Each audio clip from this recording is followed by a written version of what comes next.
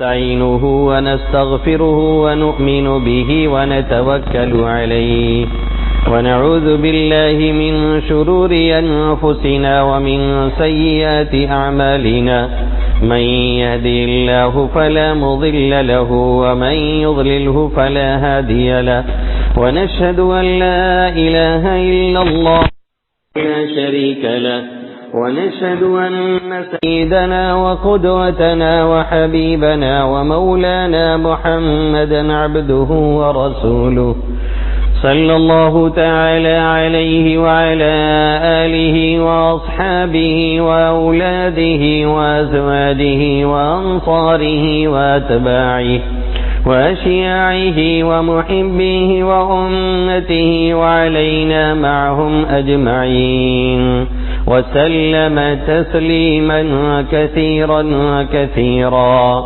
أما بعد، فقد قال الله تبارك وتعالى في كتابه المجيد بعد أعوذ بالله من الشيطان الرجيم بسم الله الرحمن الرحيم أينما تكونوا يدرككم الموت ولو كنتم في بروج مشيدة. وقال تعالى في موضع آخر وقالوا أئذا ضللنا في الأرض أئنا لفي خلق جديد بل هم بلقاء ربهم كافرون. قل يتوفاكم ملك الموت الذي وكل بكم ثم إلى ربكم ترجعون. وقال تبارك وتعالى كل شيء هالك إلا وجهه له الحكم وإليه ترجعون.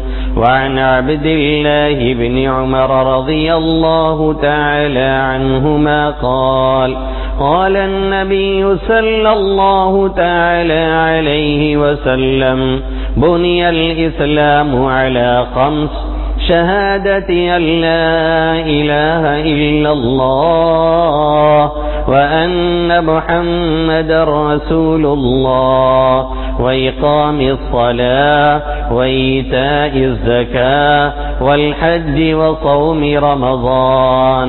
وعن عبد الله بن عمر رضي الله تعالى عنهما قال النبي صلى الله تعالى عليه وسلم إن هذه القلوب تصدأ كما يصدأ الحديد إذا أصابه الماء.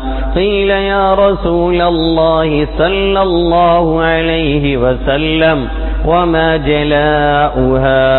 قال كثرة تلاوة القرآن وذكر الموت، أو كما قال سيدنا وهادينا محمد صلى الله تعالى عليه وسلم.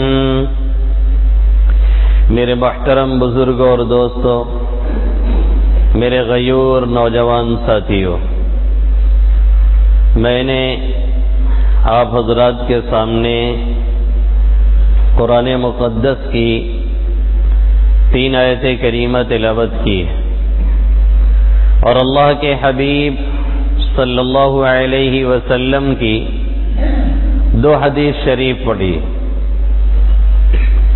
इन दोनों हदीसों को रिवायत करने वाले, इसे नकल करने वाले, इसे आप सल्लल्लाहु अलैहि वसल्लम से लेकर के आगे पहुंचाने वाले सहाबी रसूल हजरत अब्दुल्ला इब्न उमर रज़ी अल्लाह ताला अन्हुमा है।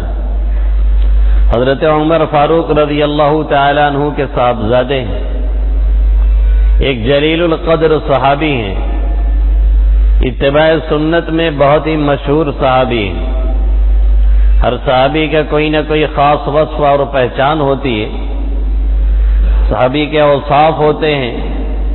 इनका वस्फ खास और तुर्रे इम्तियाज ये है कि ये इत्तिबाए सुन्नत में आका मदनी सल्लल्लाहु अलैहि वसल्लम की सुन्नतों की इत्तिबा में बहुत पेश रहते थे اور آپ صلی اللہ علیہ وسلم سے بہت کثرت سے انہوں نے حدیثیں روایت کی ہیں اور نقل کی ہیں۔ ایک عظیم المرتبہ صحابی، ایک اونچے درجے کے صحابی، اور دادا جان یعنی مولانا عبد الحلیم صاحب نور اللہ مرقدہ برد اللہ مضجع، جن کو جاننے والے یہاں کچھ نہ کچھ لوگ ضرور موجود ہوں گے، اللہ ان کی قبر پر کروڑوں رحمتیں نازل فرمائے، آمین۔ وہ جب کسی صحابی کا نام آتا، کسی صحابی کا اسم گرامی آتا، فرماتے کہ یہ بڑے جلیل القدر صحابی، بڑے اونچے درجے کے صحابی، پھر فوراً فرماتے کہ ہر صحابی جلیل القدر ہوا کرتا ہے، ہر صحابی اونچے درجے کا ہوا کرتا ہے۔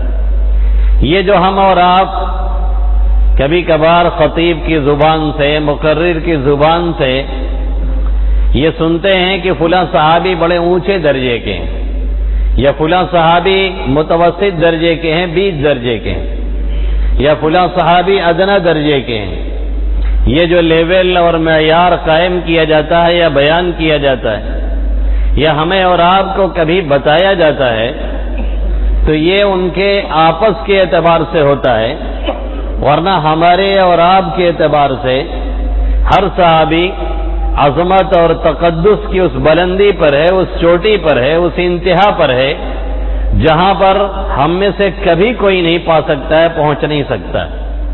پوری زندگی کوئی ناک رگڑتے ہوئے سجدے میں مر جائے، ولایت اور بزرگی کی انتہا کو پہنچ جائے، ولایت اور بزرگی کا جو آخری زینہ ہے، جو سرا ہے، جہاں پہنچنا ہے وہاں تک پہنچ جائے، پھر بھی کبھی کسی صحابی کی گرد کو کوئی بھی حاصل نہیں کر سکتا ہے، اس لیے کہ سب کچھ کرنے کے بعد، ساری محنت اور ریاضت کے باوجود وہ دو آنکھیں کہاں سے لے کر کے آئے گا جنہوں نے ایمان اور اسلام کی حالت میں آقا مدنی صلی اللہ علیہ وسلم کا دیدار کیا تھا۔ ساری محنت، ساری کوشش کرنے کے باوجود وہ چند ثانیے، وہ چند لمحے، وہ چند سیکنڈ، وہ چند منٹ کہاں سے لے کر کے آئے گا جنہوں نے ایمان اور اسلام کی حالت میں آقا مدنی صلی اللہ علیہ وسلم کی صحبت پائی تھی اور صحبت اٹھائی تھی۔ اسی سے یہ بھی معلوم ہوا کہ صحابی وہ ہے جس نے ایمان اور اسلام کی حالت میں آقا مدنی صلی اللہ علیہ وسلم کا دیدار کیا ہو۔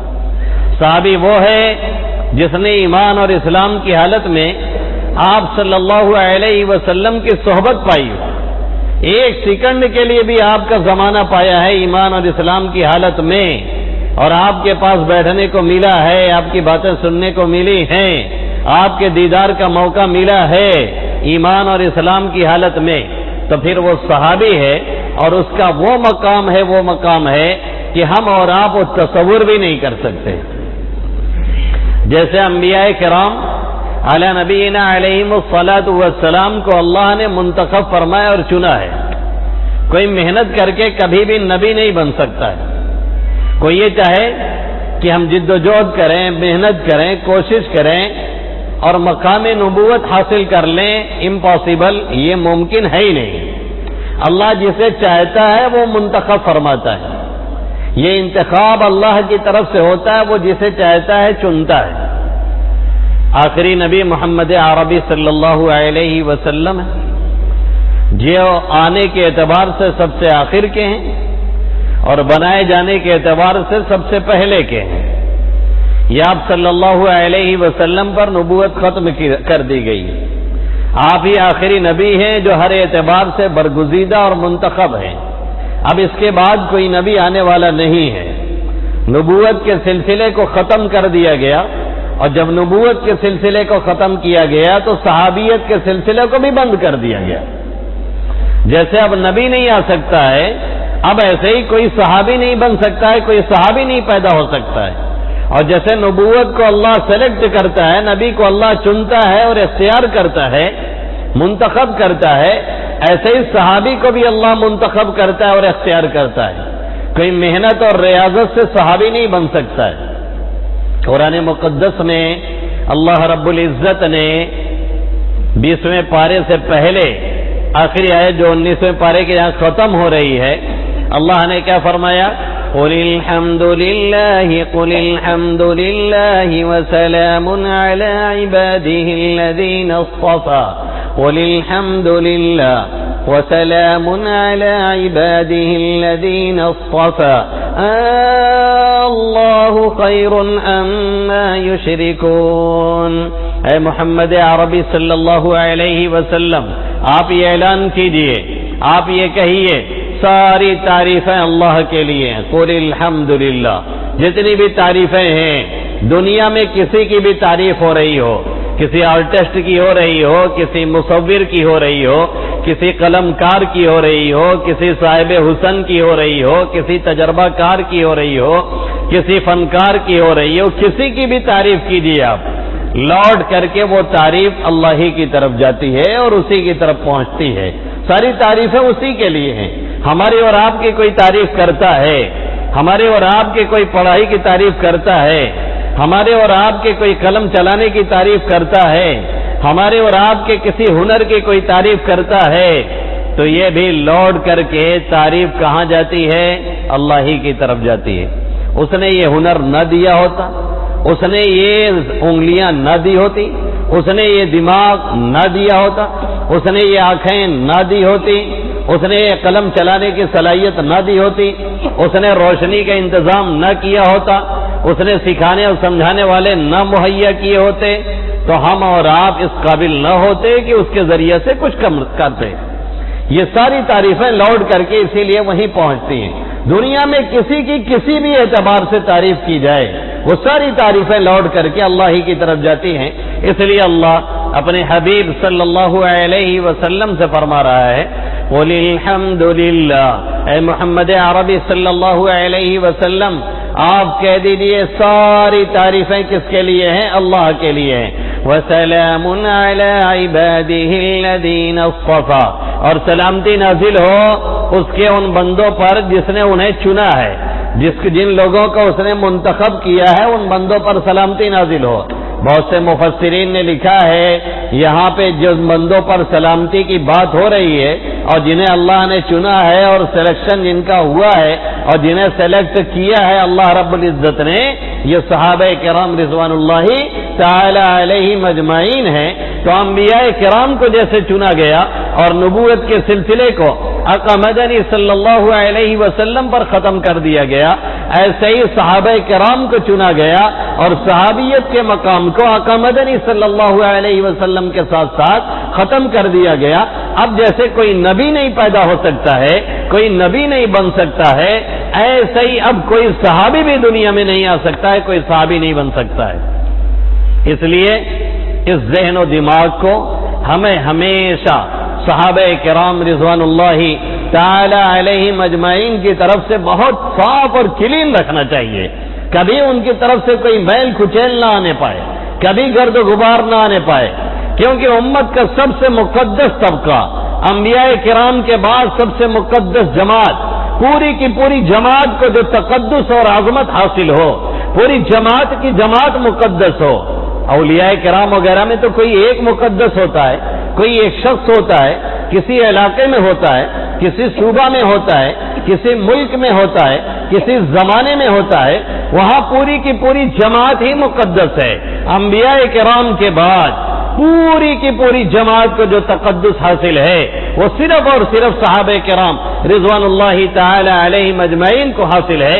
اسی لیے اللہ نے اپنے قرآن مقدس میں آقا مدنی صلی اللہ علیہ وسلم نے اپنی احادیث میں جا بجا ان کے فضائل بیان فرمائے، ان کے مناقب بیان فرمائے، اور اللہ رب العزت نے کھلے لفظوں میں کہہ دیا بھائی ہم ان سے راضی ہیں، وہ ہم سے راضی ہیں۔ اب جس کو سپریم کورٹ سے بری کر دیا گیا اور یہ بتلا دیا گیا کہ وہ جنتی ہیں، تو پھر لوور کورٹ اور ہائی کورٹ کی کیا مجال ہے کہ اس پہ انگلی اٹھائے؟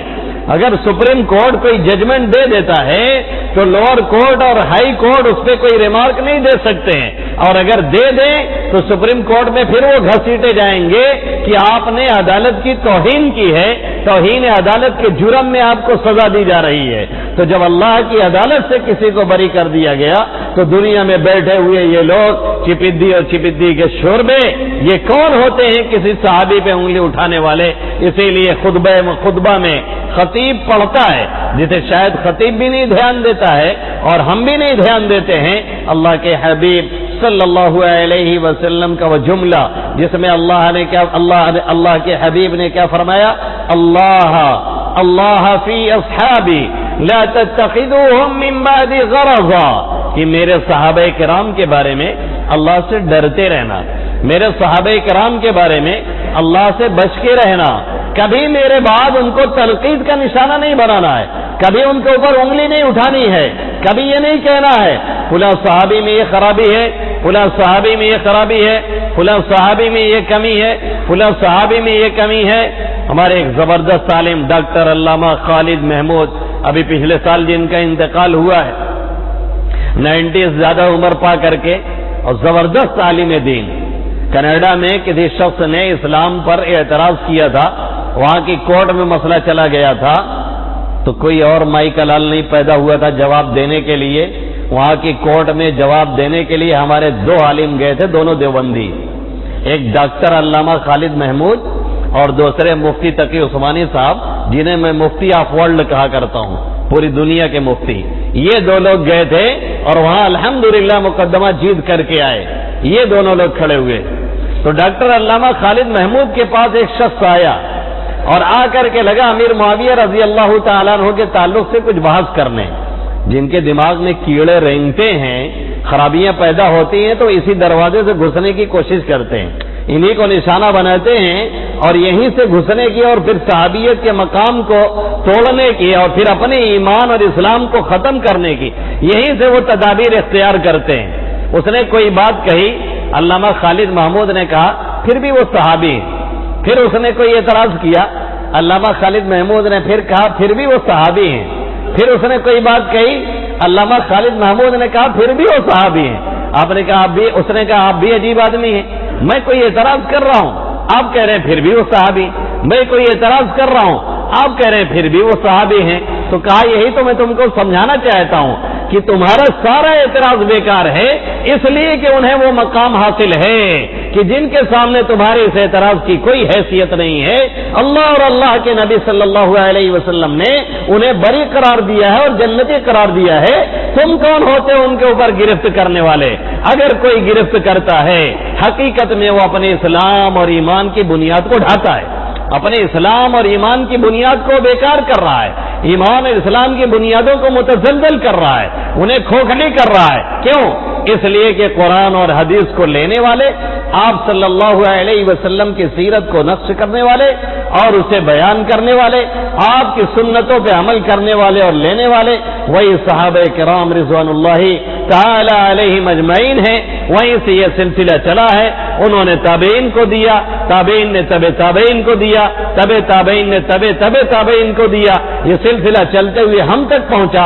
اگر ہم ان کی برائی شروع کر دیں گے تو ہمارا قرآن بھی صحیح نہیں رہ جائے گا، ہماری حدیث بھی صحیح نہیں رہ جائے گی، سنتیں بھی نہیں صحیح رہ جائیں گی، آقا کی سیرتیں بھی نہیں صحیح رہ جائیں گی، تو پھر ایمان کہاں گیا؟ پھر اسلام کہاں گیا؟ جب قرآن ہی میں شک ہو گیا تو اسلام رہا کہاں؟ جب احادیث ہی میں شک ہو گیا تو اسلام رہا کہاں؟ پھر ایمان رہا کہاں؟ اس چور دروازے سے کچھ لوگ ہمارے ایمان اور اسلام پہ ڈاکہ ڈالتے ہیں، اس لیے اس معاملے میں بہت حساس ہونے کی ضرورت ہے۔ آج کل نیٹ کی دنیا ہے، ہمارے بہت سے لوگ اس نیٹ کے ذریعے سے اسلام اور ایمان سیکھتے ہیں اور بہت سے ایپ میں جا کر کے ایمان اور اسلام کی باتیں تلاش کرتے ہیں۔ یاد رکھیں کہ یہودیوں کے 1-2 نہیں، سینکڑوں ویب سائٹ ہیں جو اسلام کے نام سے چلتی ہیں، جو اسلام کے نام سے چلتی ہیں، اور اس میں بڑی خاموشی کے ساتھ وہ اسلام کے خلاف کوئی نہ کوئی بات بیچ میں داخل کر دیتے ہیں۔ اب جو لوگ پڑھے لکھے نہیں ہوتے ہیں اور ہمارا نوجوان جو دین ایمان سیکھنا چاہتا ہے اور وہ اس لائن سے پڑھا ہوا نہیں ہے، دینی لائن کا اس کو علم نہیں ہے، وہ اب جب نیٹ ہی کے ذریعے سے سیکھے گا تو نتیجہ یہ نکلے گا کہ آہستہ آہستہ اس کے دل و دماغ میں وہ غلط باتیں جو ان کے بیچ بیچ میں داخل کی جاتی ہیں وہ داخل ہوتی جاتی رہتی ہیں، وہ آہستہ آہستہ گھستی رہتی ہیں اور ایک دن اس کے ایمان اور اسلام کا جنازہ نکال کر کے رکھ دیتی ہیں۔ اس لیے پڑھیں، لکھیں، دیکھیں، لیکن کسی اچھے عالم کے ٹچ میں رہیں اور جہاں شبہ ہو فوراً اس عالم سے رجوع کرنے کی کوشش کریں تاکہ کوئی مسئلہ نہ پیچیدہ ہونے پائے، کیونکہ یہ ہمارے عقیدے کی بات ہے، یہ ہمارے عقیدے کا مسئلہ ہے، یہ ہمارے اعمال کا مسئلہ نہیں ہے۔ یہ مسئلہ اس کا نہیں ہے کہ 2 رکعت مغرب کے بعد ہم نے نفل نہیں پڑھی تو اللہ نہیں پوچھے گا، یہ مسئلہ اس کا نہیں ہے کہ ہم نے 2 رکعت سنت چھوڑ دی تو شاید وہ اللہ چھوڑ دے اور معاف کر دے۔ مسئلہ کس بات کا ہے؟ ہمارے عقیدے کا ہے۔ مسئلہ کس بات کا ہے؟ ہمارے ایمان کا ہے۔ مسئلہ کس بات کا ہے؟ ایمان کی بنیاد کا ہے۔ اس لیے میں نے تھوڑی طویل گفتگو کی کہ آج کل ہمارے معاشرے میں خاص طور سے اور نیٹ کی دنیا میں اس طرح کی ویب سائٹ موجود ہیں اور اس طرح کے لوگ موجود ہیں جو ہمیں اسلاف سے، جو ہمیں صحابہ کرام سے، جو ہمیں اولیاء اعظام سے، جو ہمیں ائمہ مجتہدین سے، جو ہمیں دین کے لانے والوں سے، جو ہمیں دین کی تشریح کرنے والوں سے، جو ہمیں دین کی باتوں کو بتانے والوں سے، جو ہمارے سامنے دین کے ایکسپلین کرنے والوں سے بدظن کرنے کی کوشش کرتے رہتے ہیں۔ نتیجہ یہ نکلتا ہے کہ ان کے دل و دماغ میں جو صلاحیت ہے، جو گندگی ہے اور عقائد جو ان کے گڑبڑ ہیں، وہ ہمارے اور آپ کے دل و دماغ میں گھسڑنے کی کوشش کرتے ہیں اور اس طریقے سے ہمارا ایمان بھی لینے کی کوشش کرتے ہیں۔ ایسا کوئی ملے تو اسے سمجھانے کی کوشش کریں، اور نہیں سمجھتا اور مانتا ہے تو آپ اس سے کہیں بابا سلام، آپ دور رہیے، ہم آپ کی باتوں میں آنے والے نہیں ہیں، ہم صحابہ کرام رضوان اللہ تعالی علیہم اجمعین کے تعلق سے ایک جملہ بھی سننے والے نہیں ہیں، کیونکہ جس کو اللہ کہہ رہا ہے کہ وہ جنتی ہیں اور اس کا حبیب کہہ رہا ہے جنتی ہیں، ہم اور آپ کون ہوتے اس پہ انگلی اٹھانے والے؟ اس لیے جب بھی کسی صحابی کا نام آتا تو دادا جان مولانا عبد الحلیم صاحب نور اللہ مرقدہ برد اللہ مسجع فرماتے کیا کہ یہ بڑے جلیل القدر صحابی، پھر فوراً فرماتے ہر صحابی جلیل القدر ہوا کرتا ہے، ہر صحابی اونچے درجے کا ہوا کرتا ہے۔ جو معیار قائم کیے جاتے ہیں یہ ان کے آپس کے اعتبار سے ہوتے ہیں، ورنہ ہمارے اور آپ کے اعتبار سے بس صحابی ہونا کافی ہے، کچھ بھی ہو ہے صحابی، کچھ بھی ہو ہے صحابی۔ اسی لیے بعض صحابیوں میں سے وہ صحابہ کرام ہیں جنہوں نے ایک نماز نہیں پڑھی، ایک روزہ نہیں رکھا، ایک آیت کی تلاوت نہیں کی، کلمہ پڑھا اور اس کے بعد آقا کی صحبت 2-4 منٹ کی ملی اور نہ معلوم وہ شہادت ملی یا کسی اور وجہ سے وفات ہوئی، وہ سیدھے جنت میں گئے ہیں، کیونکہ انہوں نے آقا مدنی صلی اللہ علیہ وسلم کا وہ ایمان اور اسلام کی حالت میں دیدار اور چند ثانیے اور چند لمحے وہ صحبت ملی جس نے دل کی دنیا کا نقشہ ان کا بدل کر کے رکھ دیا، اور سیدھے اللہ نے فرما دیا رضی اللہ عنہم ورضوا عنہ، اللہ ان سے راضی ہے، وہ اللہ سے راضی ہیں۔ تو یہ بنیادی نقطہ ہے، یہ بنیادی پوائنٹ ہے جسے ہمیں اپنے دل و دماغ میں بٹھانا ہے اور ہمیں اپنی اعلی اولاد کے دل و دماغ میں بھی بٹھانا ہے۔ آج کل یہی اعلی اولاد نیٹ پہ زیادہ رہتی ہے، اس لیے ان کو بھی بٹھانا ہے، اور جو بھی پوسٹ اس طرح کی ہمیں دیکھنے کو کبھی ملے، ہمیں کبھی سننے کو ملے، ہمیں کبھی پڑھنے کو ملے، ایک دم نہیں اسے سننا ہی نہیں ہے، اسے پڑھنا ہی نہیں ہے، اسے دیکھنا ہی نہیں ہے، کیونکہ کچھ بھی ہو اور کتنے ہی دلائل کی بنیاد پہ بات لکھی ہو، پھر بھی ہے وہ صحابی، پھر بھی ہے وہ صحابی، بس یہیں پہ بات ختم ہو جاتی ہے، اس سے آگے کوئی بات ہی نہیں ہے۔ تو یہ 2 حدیثیں میں نے پڑھی جس کی روایت کرنے والے، جسے نقل کرنے والے صحابی رسول عبداللہ ابن عمر رضی اللہ تعالی عنہما ہیں، اور 3 آیتیں کریمہ میں نے تلاوت کی ہے، جن 3 آیتوں کے اندر اللہ رب العزت نے ہمیں اور آپ کو اور رہتی دنیا تک کے انسانوں کو ایک پیغام دیا ہے، جس پیغام سے آج کی اس چکا چوتھ دنیا میں، جس پیغام سے آج کی اس بلبلیہ میں، اور جس پیغام سے آج کی اس بھاگتی اور دوڑتی ہوئی لائف میں ہم میں سے اکثر لوگ غافل ہیں، ہم میں سے اکثر لوگ غفلت کا شکار ہیں۔ جو پیغام ہمیں قرآن دے رہا ہے، جو پیغام ہمیں حدیث دے رہی ہیں، جس پیغام کو اللہ نے ان آیتوں میں دیا ہے، اور قرآن مقدس کی ایک آیت میں نہیں سینکڑوں آیت میں ہمیں اور آپ کو پیغام دیا گیا ہے، آج کی اس دنیا کے اندر ہم میں سے 99% لوگ اس سے غافل ہیں۔ اللہ رب العزت نے ہمیں اس لیے نہیں بھیجا تھا، آپ کو اس لیے نہیں بھیجا تھا یہ دنیا اس لیے اللہ نے نہیں بنائی ہے کہ یہ نظام اور یہ سسٹم یوں ہی چلتا رہے اور برقرار رہے. کوئی کتنی اچھا ہی نظام بنا لیا جائے اور کسی چیز کو کتنی سالڈ اور مضبوط بنا دیا جائے، آج نہیں کل اسے بکھرنا ہے اور اسے تباہ ہونا ہے. یہ دنیاوی نظام کا طریقہ ہے. کتنی کوئی چیز مضبوط سے مضبوط ہو اور دیکھنے کے اعتبار سے اور گارنٹروں کی گارنٹی کے اعتبار سے وہ 1000 سال نہیں، اس سے کہیں زیادہ کہ اس کی گارنٹی دے رہے ہوں، پھر بھی آج نہیں کل اسے چکنا چور ہونا ہے، آج نہیں کل اسے تباہ ہونا ہے، آج نہیں کل اسے ختم ہونا ہے. کیوں؟ اس لیے کہ اس دنیا کے سسٹم کو اور اس دنیا کے نظام کو ہی اللہ کو رکھنا نہیں ہے بلکہ فنا کرنا ہے. اس دنیا کے نظام ہی کو اللہ کو باقی نہیں رکھنا ہے بلکہ ختم کر کے دکھانا ہے. اللہ رب العزت نے جو میں نے تلاوت کی آیت، اس ایک آیت میں کیا فرماتا ہے؟ کل شیء ہالک الا وجہہ لہ الحکم والیہ ترجعون. کل شیء ہالک الا وجہہ لہ الحکم والیہ ترجعون. اللہ کہہ رہا ہے جتنی بھی چیزیں ہیں یہ روئے زمین پہ جو بھی آپ کو دکھ رہی ہیں، مضبوط پہ مضبوط دکھے، اچھی سے اچھی دکھے، بہتر سے بہتر دکھے، کوئی بہترین باڈی لینگویج والا ہو، کوئی بہترین پرسنالٹی کا مالک ہو جس کی صحت 10-20 سالوں سے نہیں 30-40 سالوں سے ایسے ہی دکھ رہی ہو اور نظر آ رہا ہو کہ 1 انچ اور 1 سوت اس کی صحت میں فرق نہیں پڑتا، جیسے بنا بنایا تھا ایسے ہی آج بھی ہے، جیسے 20 سال پہلے دیکھا تھا ایسے ہی آج بھی وہ دکھ رہا ہے. اللہ کہہ رہا ہے کتنا ہی وہ دکھ رہا ہو کچھ بھی ہو، پھر بھی صاف کان کھول کر کے سنیں، کل شیء ہالک الا وجہہ. ہر چیز ہلاک ہونے والی ہے، ہر چیز فنا ہونے والی ہے، ہر متنفس کو جانا ہے، ہر ذی روح کو دنیا چھوڑنی ہے، ہر چیز کو ناپید ہونا ہے. باقی رہنے والی ذات کیا ہے؟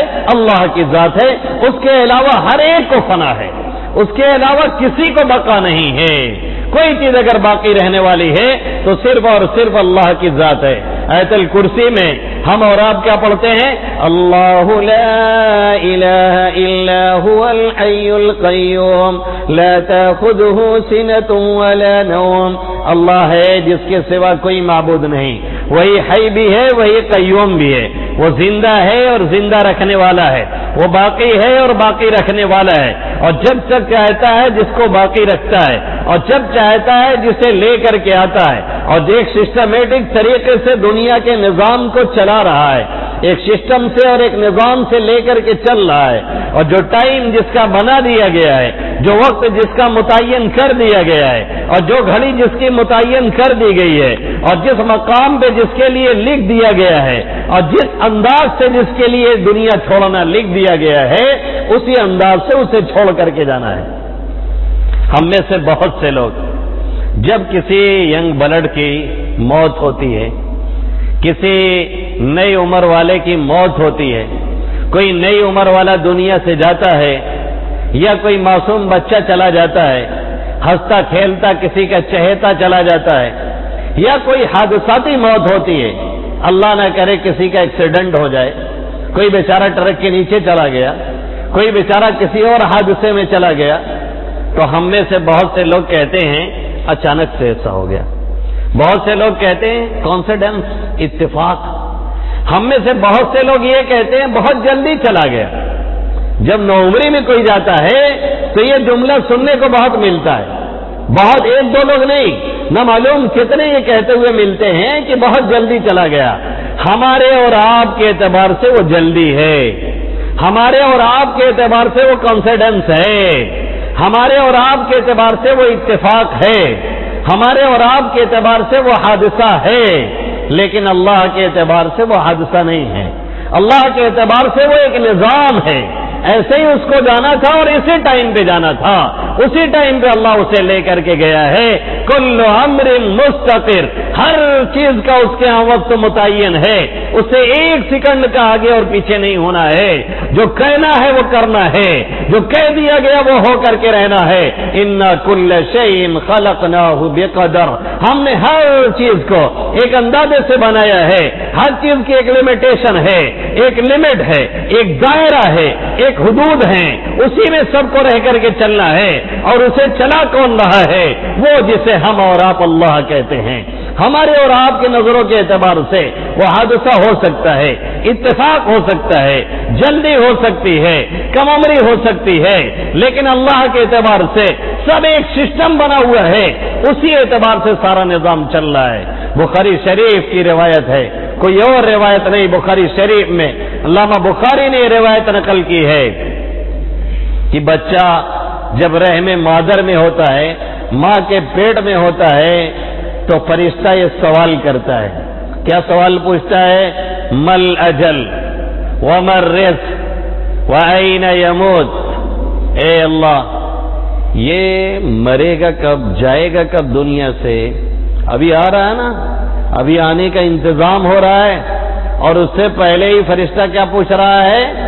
یہ جائے گا کب، اس کا ٹائم کتنا ہے، مل اجل اس کا وقت کتنا ہے، ومر رزق اور اس کو رزق کتنا سے ملے گا، وأین یموت کہاں اس کی موت آئے گی، سب اللہ بتاتا ہے، ڈیٹا اور تفصیل دیتا ہے۔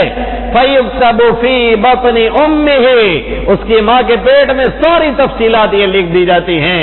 ہم اور آپ اسے کانسیڈنٹ سمجھیں، ہم اور آپ اسے ایکسیڈنٹ سمجھیں، ہم اور آپ اسے حادثہ کہیں، ہم اور آپ اسے یہ کہیں کہ جا رہا تھا اچانک سے بریک فیل ہو گئی، جا رہا تھا اچانک سے ایسا ہو گیا، بس وہ تھوڑا سا ٹرک سے ایسے بیچارہ بچھلایا اور ملنی کیسے ٹرک کے چکے کے نیچے آ گیا۔ یہ ہمارے لیے اچانک ہے، ہمارے لیے ایک حادثہ ہے، لیکن اللہ کے اعتبار سے وہ ٹائم اس کا متعین ہو چکا تھا، اور ایسے ہی اسے دنیا سے جانا تھا، اس لیے اسی اعتبار سے اللہ لے کر کے گیا ہے۔ اور یہی نہیں، اللہ یہاں تک فرماتا ہے بچاؤ کی ساری تدبیریں کر لی جائیں، سارے علاج کر لیے جائیں، سارا معالجہ کر لیا جائے، اور جو بھی تدبیریں تمہارے بس میں ہیں وہ تدبیریں تم کر کے دیکھ لو، لیکن جب ہم نے لے جانا ہے ہم اسے لے کر کے جائیں گے، اور جب ہم نے نہیں لے جانا ہے تو پھر تمہاری تدبیریں بھی وہ رائے گا اور بیکار جائیں گے، کوئی جانے وانے والا نہیں ہے۔ قرآن میں کیا کہتا ہے اللہ دوسری آیت میں؟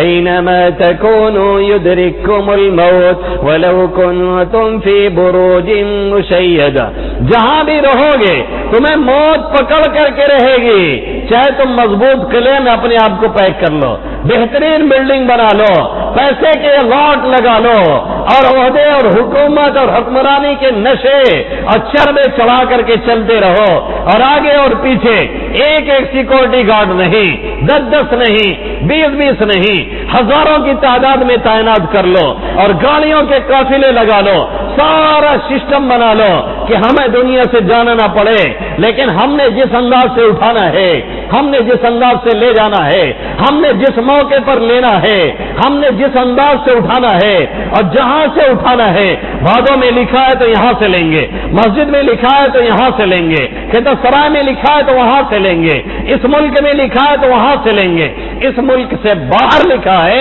تو تمہارا ویزا بنوائیں گے، کمانے کے بہانے سے تمہیں بھیجیں گے، اور کمانے کے لیے دنیا یہاں چھوڑ کے جاؤ گے، اور وہاں لے جا کر کے کسی کو دبئی میں، کسی کو قطر میں، کسی کو عمان میں، کسی کو مسقط میں، کسی کو بحرین میں، کسی کو سعودی میں، کسی کو مسیط میں، کسی کو خمیس میں، کسی کو ابا میں، اور جہاں پہ ہم نے متعین کر دیا ہے اور جس سیکنڈ پہ رکھا ہے اسی ٹائم پہ ہم اٹھا کر کے لے کر کے جائیں گے۔ اینما تکونوا یدرککم الموت، جہاں رہو گے تمہیں موت آ کر کے رہے گی، ولو کنتم فی بروج مشیدہ، چاہے اپنے آپ کو مضبوط قلعوں میں بند کر لو، اور یہ سمجھو کہ ہم اثار میں ہیں، یہ سمجھو کہ ہم محفوظ جگہ میں ہیں، یہ سمجھو کہ ہمارا کوئی بال بیکا نہیں کر سکتا ہے، جیسے عام طور پہ یہ دنیا والے اور یہ سیکورٹی والے سمجھتے ہیں ہمیں کوئی ٹچ کرنے والا نہیں، ہمیں کوئی پکڑنے والا نہیں، ہمیں کوئی چھونے والا نہیں، ہمیں کوئی لے جانے والا نہیں، ہمارا کوئی بال بیکا کرنے والا نہیں، اس لیے کہ جیسے ہم حصار میں ہیں. اللہ کہہ رہا ہے کوئی بھی حصار میں نہیں ہے اور کوئی ہماری پکڑ سے باہر نہیں ہے. ہم جس سیکنڈ اور منٹ پہ چاہیں گے اسے اٹھا کر کے لے کر کے آئیں گے. اینما تکونوا یدرککم الموت ولو کنتم فی بروج مشیدہ. اگرچہ مضبوط قلعوں میں کوئی اپنے آپ کو بند کر لے جائے پھر بھی ہم اسے لے کر کے آئیں گے. علامہ ابن کثیر رحمت اللہ علیہ نے اس آیت کے تحت ایک بہت عبرتناک واقعہ لکھا ہے اور حقیقت کو بیان کرتا ہوا واقعہ انہوں نے لکھا ہے. انہوں نے لکھا ہے کہ پچھلے زمانے میں ایک عورت کے ہاں ایک بچہ پیدا ہوا. بچی پیدا ہوئی اور بچی انتہائی خوبصورت. اس کے خادم، اس عورت نے اس اپنے خادم سے کہا کہ باہر ذرا جاؤ، کہیں سے کچھ آگ لے کر کے آؤ، آگ کا انتظام کرو. ظاہر پچھلا زمانہ تھا، آج کا زمانہ نہیں تھا کہ ہر گھر میں آگ جلتی ہو. ابھی ہمارے جو بوڑھے لوگ بیٹھے ہیں وہ بھی جانتے ہوں گے کہ ان کے زمانے میں ہر گھر میں آگ نہیں جلتی تھی، دوسرے گھر سے مانگ کے لائی جاتی تھی. کہیں ایک جگہ جلائی جاتی تھی، پھر وہ دوسری جگہ پہنچتی، پھر تیسری جگہ، پھر چوتھی جگہ. یہ تو آپ کا زمانہ ہے، لائٹر مارا اور کام ہو گیا. اور بہت سے گیس چولہے میں تو یہ بھی سسٹم ہے کہ لائٹر بھی نہیں مارنا ہے، اس کو بس یوں کرنا ہے، وہ خود بخود آن ہو جایا کرتا ہے. تو یہ تو بہرحال ٹیکنالوجی ہے، آگے جا رہی ہے، ماشاءاللہ ہم فائدہ اٹھا رہے ہیں، کوئی غلط بھی نہیں ہے اللہ کی دی ہوئی چیزوں سے اور اس کی نعمتوں سے فائدہ اٹھانا. تو زمانہ اس سسٹم کا نہیں تھا، تو آگ لینے کے لیے اس نے اپنے نوکر کو باہر بھیجا اور کہا جاؤ کہیں سے آگ کا انتظام کرو اور آگ لے کر کے آؤ. علامہ ابن کثیر رحمت اللہ علیہ نے لکھا ہے کہ جب وہ نوکر باہر نکلا تو وہاں پہ موجود ایک شخص ملا. اب وہ کون تھے، کہاں کی شخصیت تھی، اللہ بہتر جانے. انہوں نے یہ سوال کیا کہ کیا پیدا ہوا ہے، بچہ ہے، بچی ہے، کیا ہے؟ اس نے کہا کہ اس عورت نے بچی جنی ہے، بچی پیدا ہوئی اس کے ہاں، ہم آگ لینے کے لیے جا رہے ہیں.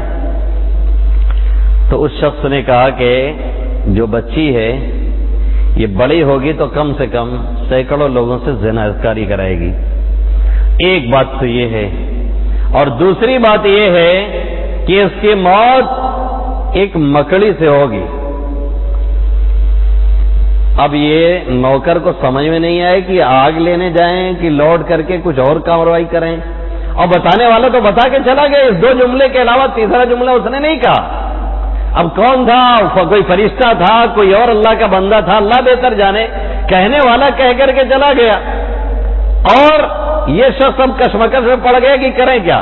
اس کو کچھ نہیں سمجھ میں آیا، اندر لوٹ کر کے آیا اور بچی کا پیٹ چاک کر دیا، چاقو لے کر کے بچی کا پیٹ پھاڑ دیا. وہ جو بچی پیدا ہوئی تھی جس کے بارے میں یہ پیشین گوئی کی گئی تھی کہ یہ بچی زنا کروائے گی اتنے لوگوں سے، اور ایٹ لاسٹ اینڈنگ کیا ہے اس کی کہ ایک مکڑی کے جالے سے اس کی موت ہوگی. علامہ ابن کثیر نے لکھا ہے کہ جب بچی کا پیٹ اس نے چاک کر دیا تو سوچا کہ اب تو اس کا کام تمام ہو گیا، بچی تو مر جائے گی. اور ہمارا تھوڑا سا مسئلہ یہ ہو گیا کہ ہم تو اب مجرم ٹھہرے، اس لیے یہاں سے بھاگ لیتے ہیں، نہیں تو بعد میں ہمارے اوپر ساری مصیبتیں آئیں گی. تم نے مارا کیوں؟ ہم لاکھ کہیں گے کہ بھائی فلانے نے ایسے کہا تھا اس لیے ہم نے مار دیا. نہ رائے بانس نہ بجے بانسری، تو کوئی ماننے کو تو تیار نہیں ہوگا. اور یہ کاروائی کر کے وہ وہاں سے نکل گیا، اس گاؤں سے، اس علاقے سے، اور دریا پار کر کے دوسرے شہر جا کر کے دوسرے علاقے میں اپنی تجارت وغیرہ میں لگ گیا. ادھر جا کر کے اس نے کمانا شروع کیا، ادھر اس کی ماں نے ٹاکے وغیرہ لگا کر کے چھوڑ دیا. بچی آہستہ آہستہ ٹھیک ہو گئی، اور ٹھیک ہونے کے بعد اس کی اچھی خاصی عمر ہو گئی. ادھر یہ بڑھتی رہی، اس کی عمر بڑھتی رہی، اور ادھر یہ دوسرے ملک میں، دوسرے علاقے میں تجارت کرتا رہا. تجارت کرتے کرتے ایک زمانہ گزر گیا، بچی کی عمر بھی شادی کے لائق ہو گئی. یہ تاجر بن کر کے اور بڑا مالدان بن کر کے پھر لوٹ کر کے اسی علاقے میں آیا، اور آ کر کے ایک بوڑھی اماں سے کہا کہ ہم اس مرتبہ شادی کے ارادے سے اس علاقے میں آئے ہیں، ہم تو اب مالدار ہیں، پیسے والے ہیں، کوئی کمی ہے نہیں، کوئی اچھا بڑا گھرانہ بتائیں، کوئی حسین لڑکی ہمیں چاہیے، ہمیں اس سے شادی کرنی. تلاش کرتے کرتے بوڑھی ماں نے ایک گھر کی نشاندہی کی کہ فلاں گھر میں ایک عورت ہے لیکن عادت کی ٹھیک نہیں ہے. اس نے کہا کیا ہوا؟ آپ جانتے ہیں کچھ پیسے والے ہوں گے تو پہلے سے معذرت ہے. بہت سے لوگ کہتے ہیں پیسوں آئے کے بعد کل برابر ہو جاتا ہے. یہ اچھی بات نہیں. اپنا اسٹیٹس نہیں کھونا چاہیے، اپنا اخلاق نہیں گرانا چاہیے. اپنا کیریکٹر نہیں لیس کرنا چاہیے، اپنے کردار کو نہیں برباد کرنا چاہیے. پیسے ہوں، ساتھ میں ہمارا کیریکٹر بھی ہو، ہمارے اخلاق بھی عمدہ اور اچھے ہوں، تو پھر چار چاند لگتا ہے. لوگ تب بڑے اچھے انداز میں نام لیتے ہیں.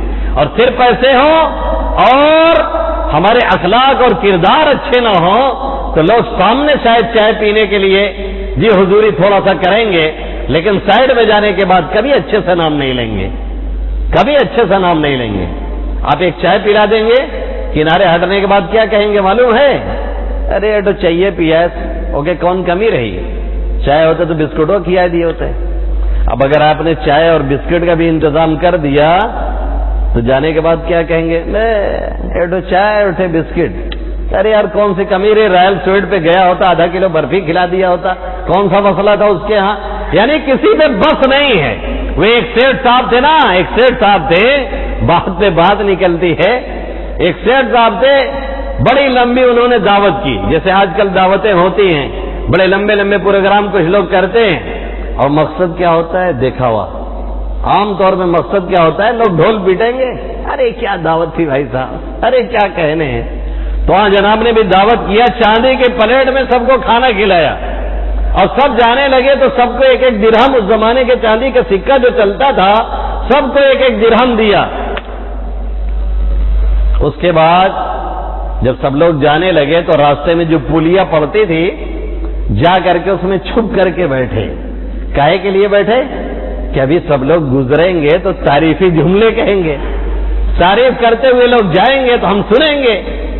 لوگ کہیں گے، کوئی کہے گا ارے یار کیا یار کتنے پیسے والا، کوئی کہے گا کیا کھانا کھلایا، کوئی کہے گا ارے یار کمال کر دیا، دھمال مچا دیا ایک دم، چاندی کی پلیٹ میں کھلا کر کے ایک ایک دو چاندی کا سکہ بھی دیا. چھپ کر کے وہاں پلیا کے نیچے بیٹھے تھے، قافلہ گزر رہا تھا. ایک نے کہا یار مزہ آ گیا، دعوت بھی کھلایا، بڑی اچھی دعوت تھی، اور ایک ایک درہم دیا. دوسرے نے کچی گالی دے کر کے کہا کہ اس کے پاس کمی کیا تھی؟ ارے جس پلیٹ میں کھلایا تھا چاندی والی وہی پلیٹیاں دے دیا تھا، تو کون حیرت کی بات تھی؟ بس جو تعریف سننے کا نشہ تھا سب اتر گیا وہی نشہ، اور توبہ کر کے وہیں سے چلے آئے کہ ہم یہ دکھانے کے لیے کبھی یہ سب کام نہیں کریں گے.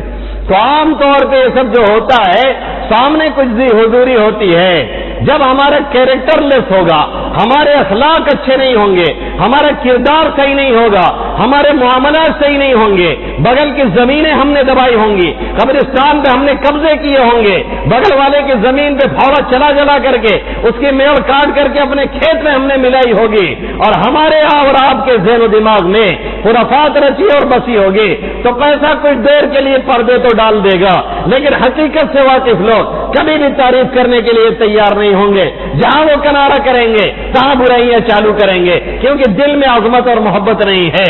دل میں عظمت اور محبت آتی ہے کیریکٹر کی بنیاد پہ، اخلاق کی بنیاد پہ، دینداری کی بنیاد پہ، امانت کی بنیاد پہ، دیانت کی بنیاد پہ. اسی لیے آقا مدنی صلی اللہ علیہ وسلم کے لاکھوں مخالفت سب کرتے تھے، پورا مکہ ایک طرف سے مخالف تھا، اور آقا کے مشن کو روکنے کے لیے طرح طرح کی تدبیریں کی جاتی تھی، اور آقا کے قتل تک کے منصوبے کیے جا رہے تھے. لیکن اس کے باوجود جانی دشمن ہو، مالی دشمن ہے، پھر بھی یہ کہتا ہے کہ ان سے بڑا کوئی سچا نہیں اور ان سے بڑا کوئی امانت دار نہیں. جادو وہ ہے جو سر چڑھ کے بولے. جب اخلاق اچھا ہوتا ہے، کیریکٹر اچھا ہوتا ہے، تو لوگوں کے دلوں میں جگہ بنا کر کے رکھتا ہے. جانی دشمن ہے پھر بھی امانت کہاں رکھتا ہے؟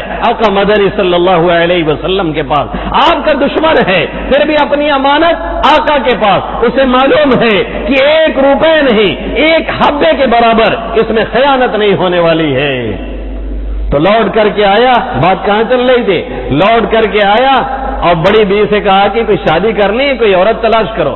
انہوں نے تلاش کیا اور بتایا اس عورت کا پتہ، کہا معاملہ لیکن اس کا بہت ٹھیک نہیں. اس نے کہا کوئی بات نہیں.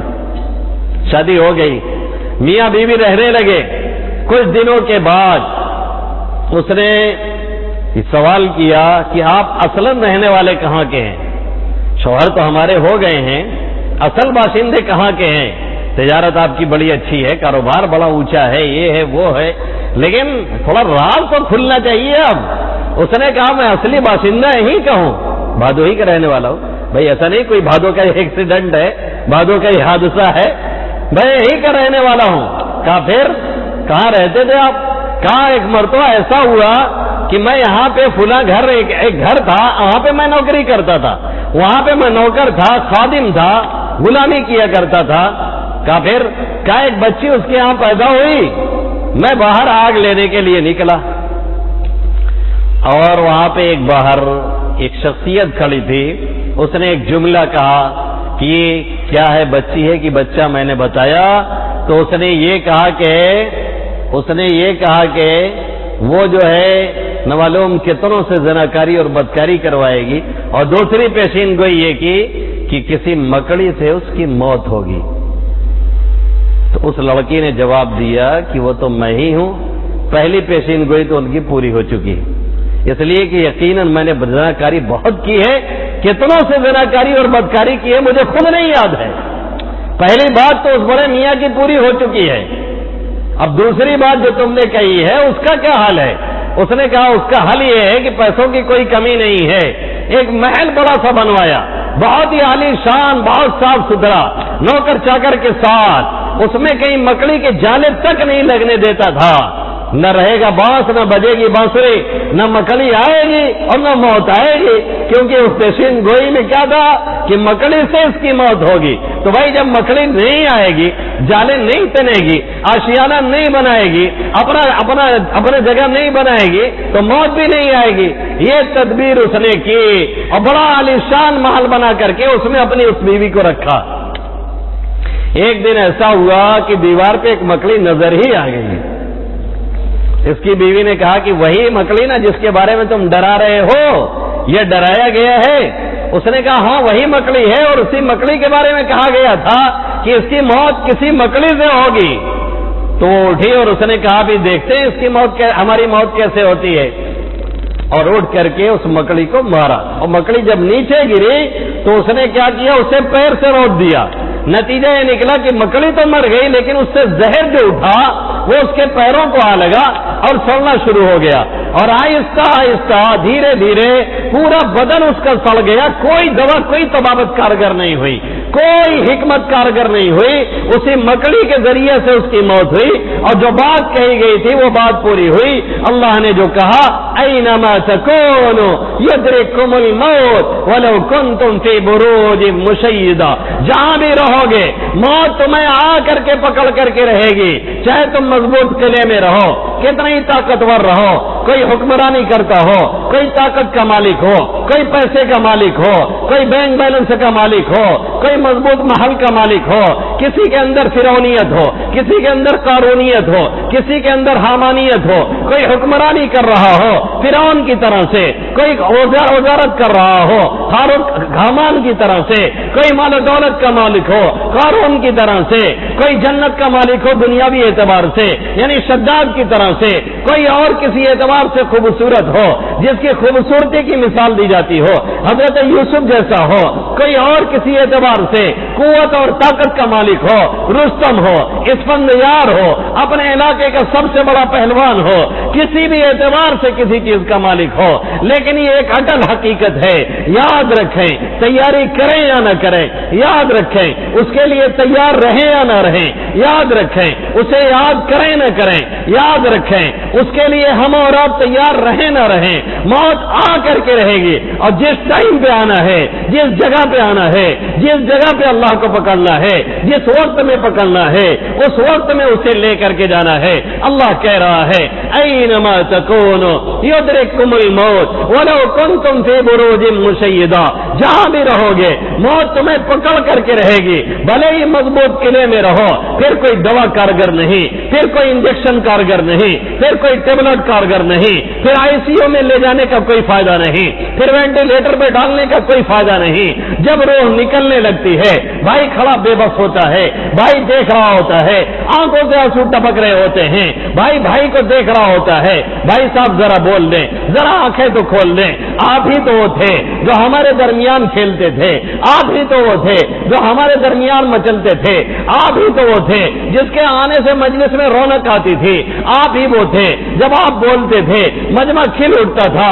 لیکن بھائی ہے، بولنے کا نام نہیں لے رہا ہے، بھائی ہے، اس کا ہونٹ ہلنے کا نام نہیں لے رہا ہے، بھائی ہے، اس کی آنکھیں کھلنے کا نام نہیں لے رہی ہے۔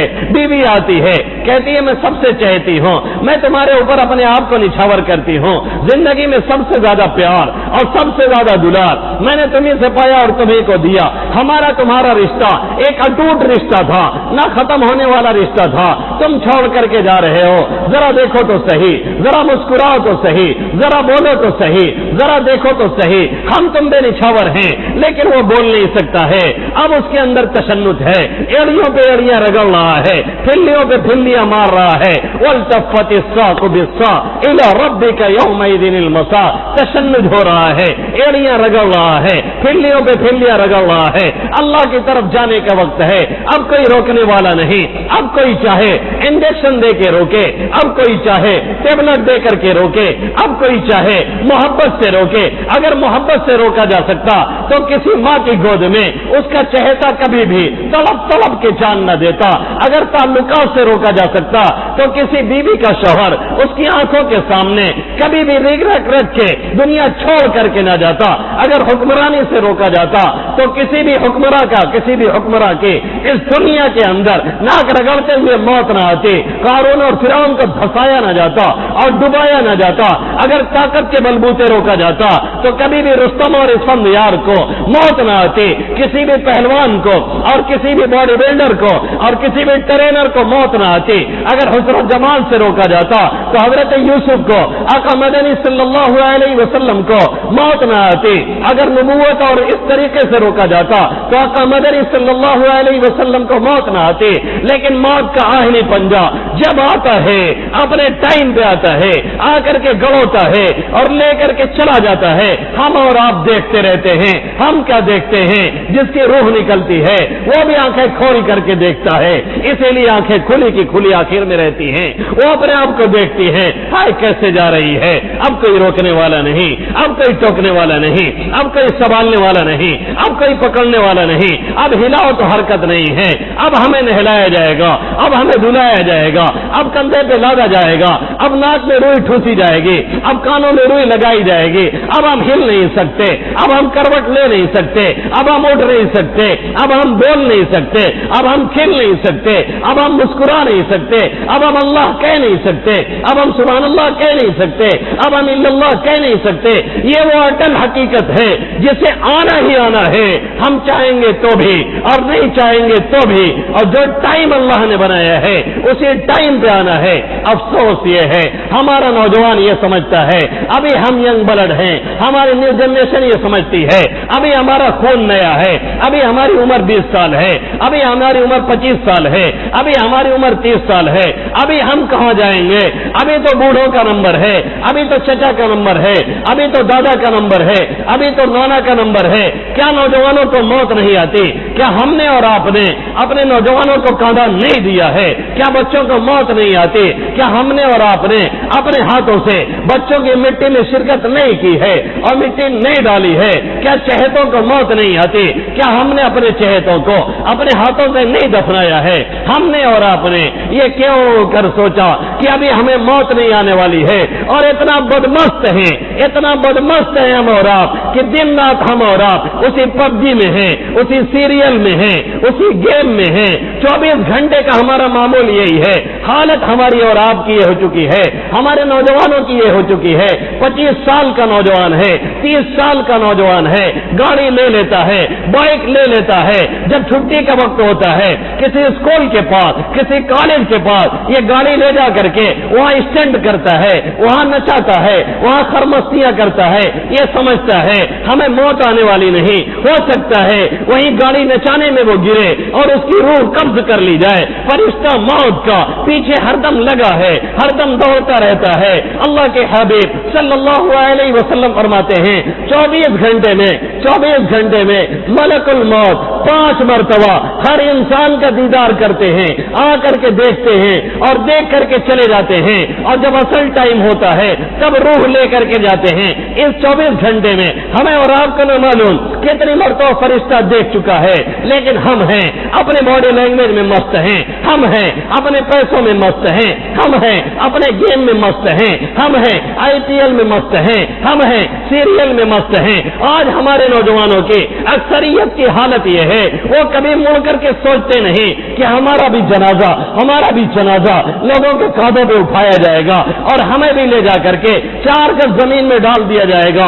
انما تصیر احدکم الی 4 اذرع اقمدنی، صلی اللہ علیہ وسلم نے فرمایا تم میں سے ہر ایک کو 4 گز زمین دی جائے گی، اس سے زیادہ ملنے والی نہیں ہے۔ وہی کفن ملے گا، وہی زمین ملے گی، وہی مٹی ملے گی، نہ معلوم ملے کہ نہ ملے، یہ بھی کچھ بعید نہیں، یہ تو مانا اجل آئے گی ایک دن، کیا پتا یہ کہاں روح پرواز ہو، دفن ہوگا مقدر میں ہو جائے گا، ورنہ تربت کا کوئی بھروسہ نہیں۔ موت تو یقینی ہے، کفن میں شک ہے، موت تو یقینی ہے، قبر میں شک ہے، موت تو یقینی ہے، مٹی ملنے میں شک ہے، موت تو یقینی ہے، اعزا و اقارب رشتے دار مٹی میں شریک ہو یہ بھی ضروری نہیں، موت تو یقینی ہے، باپ بیٹے کی مٹی دے پائے یہ بھی ضروری نہیں، موت تو یقینی ہے، بیٹا باپ کی مٹی میں شریک ہو یہ بھی یقینی نہیں۔ اور روز یہ ہم دیکھتے ہیں پاکستان کے ایک علاقے میں ایک شخص کی لاش ملی، لوگوں نے اسے دیکھا، کنویں سے اسے نکالا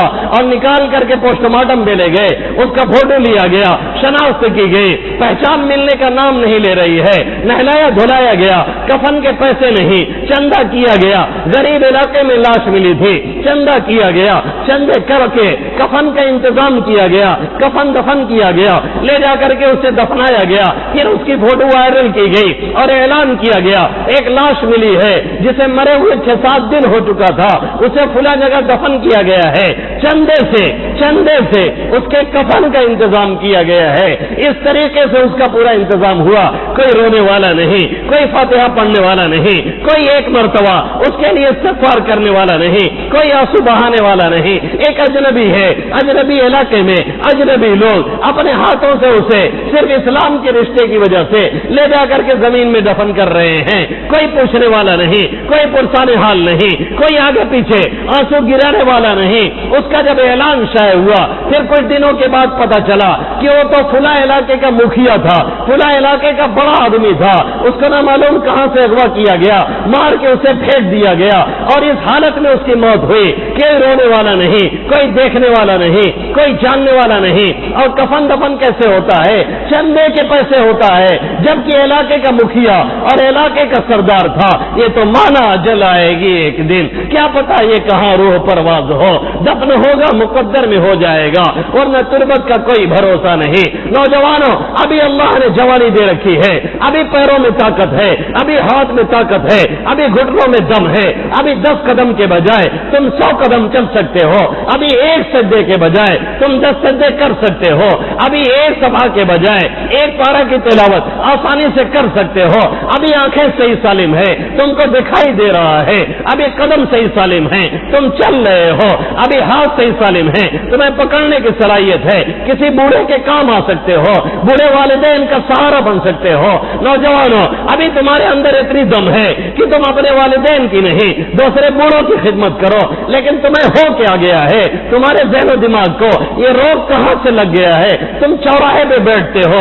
پلیا پہ بیٹھتے ہو، بوڑھے جو گزرتے ہیں تم ان کا مذاق اڑاتے ہو، تالی پیٹتے ہو، ان کے بوڑھے پن پہ تم جملے کستے ہو، وہ بیچارے بورا لے کے اور بوریا لے کے گزرتے ہیں سائیکل پہ، ڈگمگا رہے ہوتے ہیں، تم بیٹھ کر کے ہنستے ہو اور کہتے ہو دیکھو بوڑھا گرنے والا ہے، اور جب وہ بیچارہ گرتا ہے تم تالی پیٹتے ہو، بوڑھا میاں گر گئے اور مزہ لیتے ہو۔ کیا یہ بھول جاتے ہو تم بھی بوڑھے ہونے والے ہو؟ کیا یہ بھول جاتے ہو یہ جوانی ہمیشہ نہیں؟ کیا یہ بھول جاتے ہو یہ طاقت ہمیشہ نہیں؟ کیا یہ بھول جاتے ہو یہ ثروت ہمیشہ نہیں؟ کیا یہ بھول جاتے ہو یہ قدم آج نہیں کل جواب دینے والا ہے؟ کیا یہ بھول جاتے ہو یہ جو دل دھڑک رہا ہے، جس کا بلڈ پریشر صحیح ہے، آج نہیں کل وہ گڑبڑ ہونے والا ہے؟ کیا یہ بھول جاتے ہو کہ تم بھی کل کو بوڑھے ہوگے، جب تم پانی مانگو گے، بیڈ پہ پڑے رہو گے اور چلاؤ کہو گے پوتا ایک گلاس پانی دے دے، بیٹا ایک گلاس پانی دے دے، ناتی ایک گلاس پانی دے دے، لیکن وہ آئے گا نہیں، وہ سنے گا نہیں،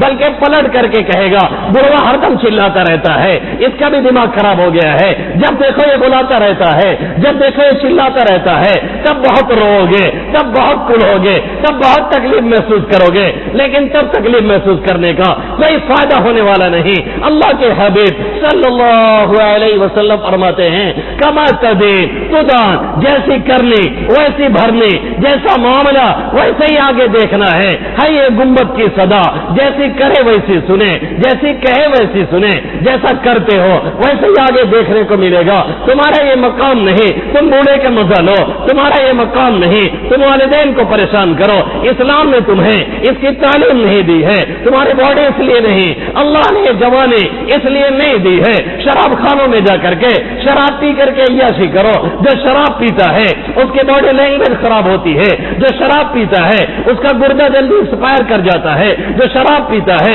اس کی آنکھ میں گاٹھ پڑتی ہے جو آپریشن کے بغیر نکلتی نہیں، جو شراب پیتا ہے وقت سے پہلے اس کے چہرے کی چمڑی لٹک جاتی ہے، بوڑھا دکھنے لگتا ہے، جو مستقل شراب پیتا ہے شب قدر کے اندر، شب برات کے اندر جب سب کی مغفرت ہو رہی ہوتی ہے پھر بھی اللہ اس کی مغفرت نہیں کرتا ہے۔ اگر اسی حالت میں موت آ گئی خطرہ اس بات کا ہے جہنم میں اٹھا کر کے جھونک دیا جائے۔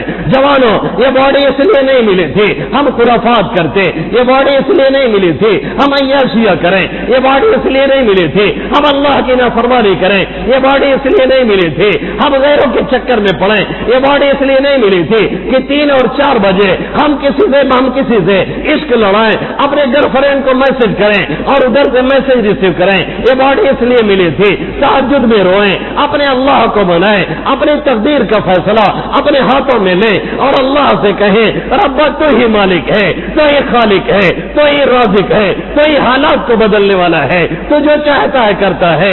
اپنے رب کے سامنے کل کا نوجوان کھڑا ہو کر کے 3-4 بجے تہجد میں رب کے سامنے گر گڑاتا تھا، صبح میں وہ جہاد کی تیاری کرتا تھا، صبح میں وہ اپنے فٹنس میں توجہ دیتا تھا، صبح میں وہ اپنے باڈی لینگویج کو صحیح کرتا تھا۔ نیت کیا ہوتی تھی؟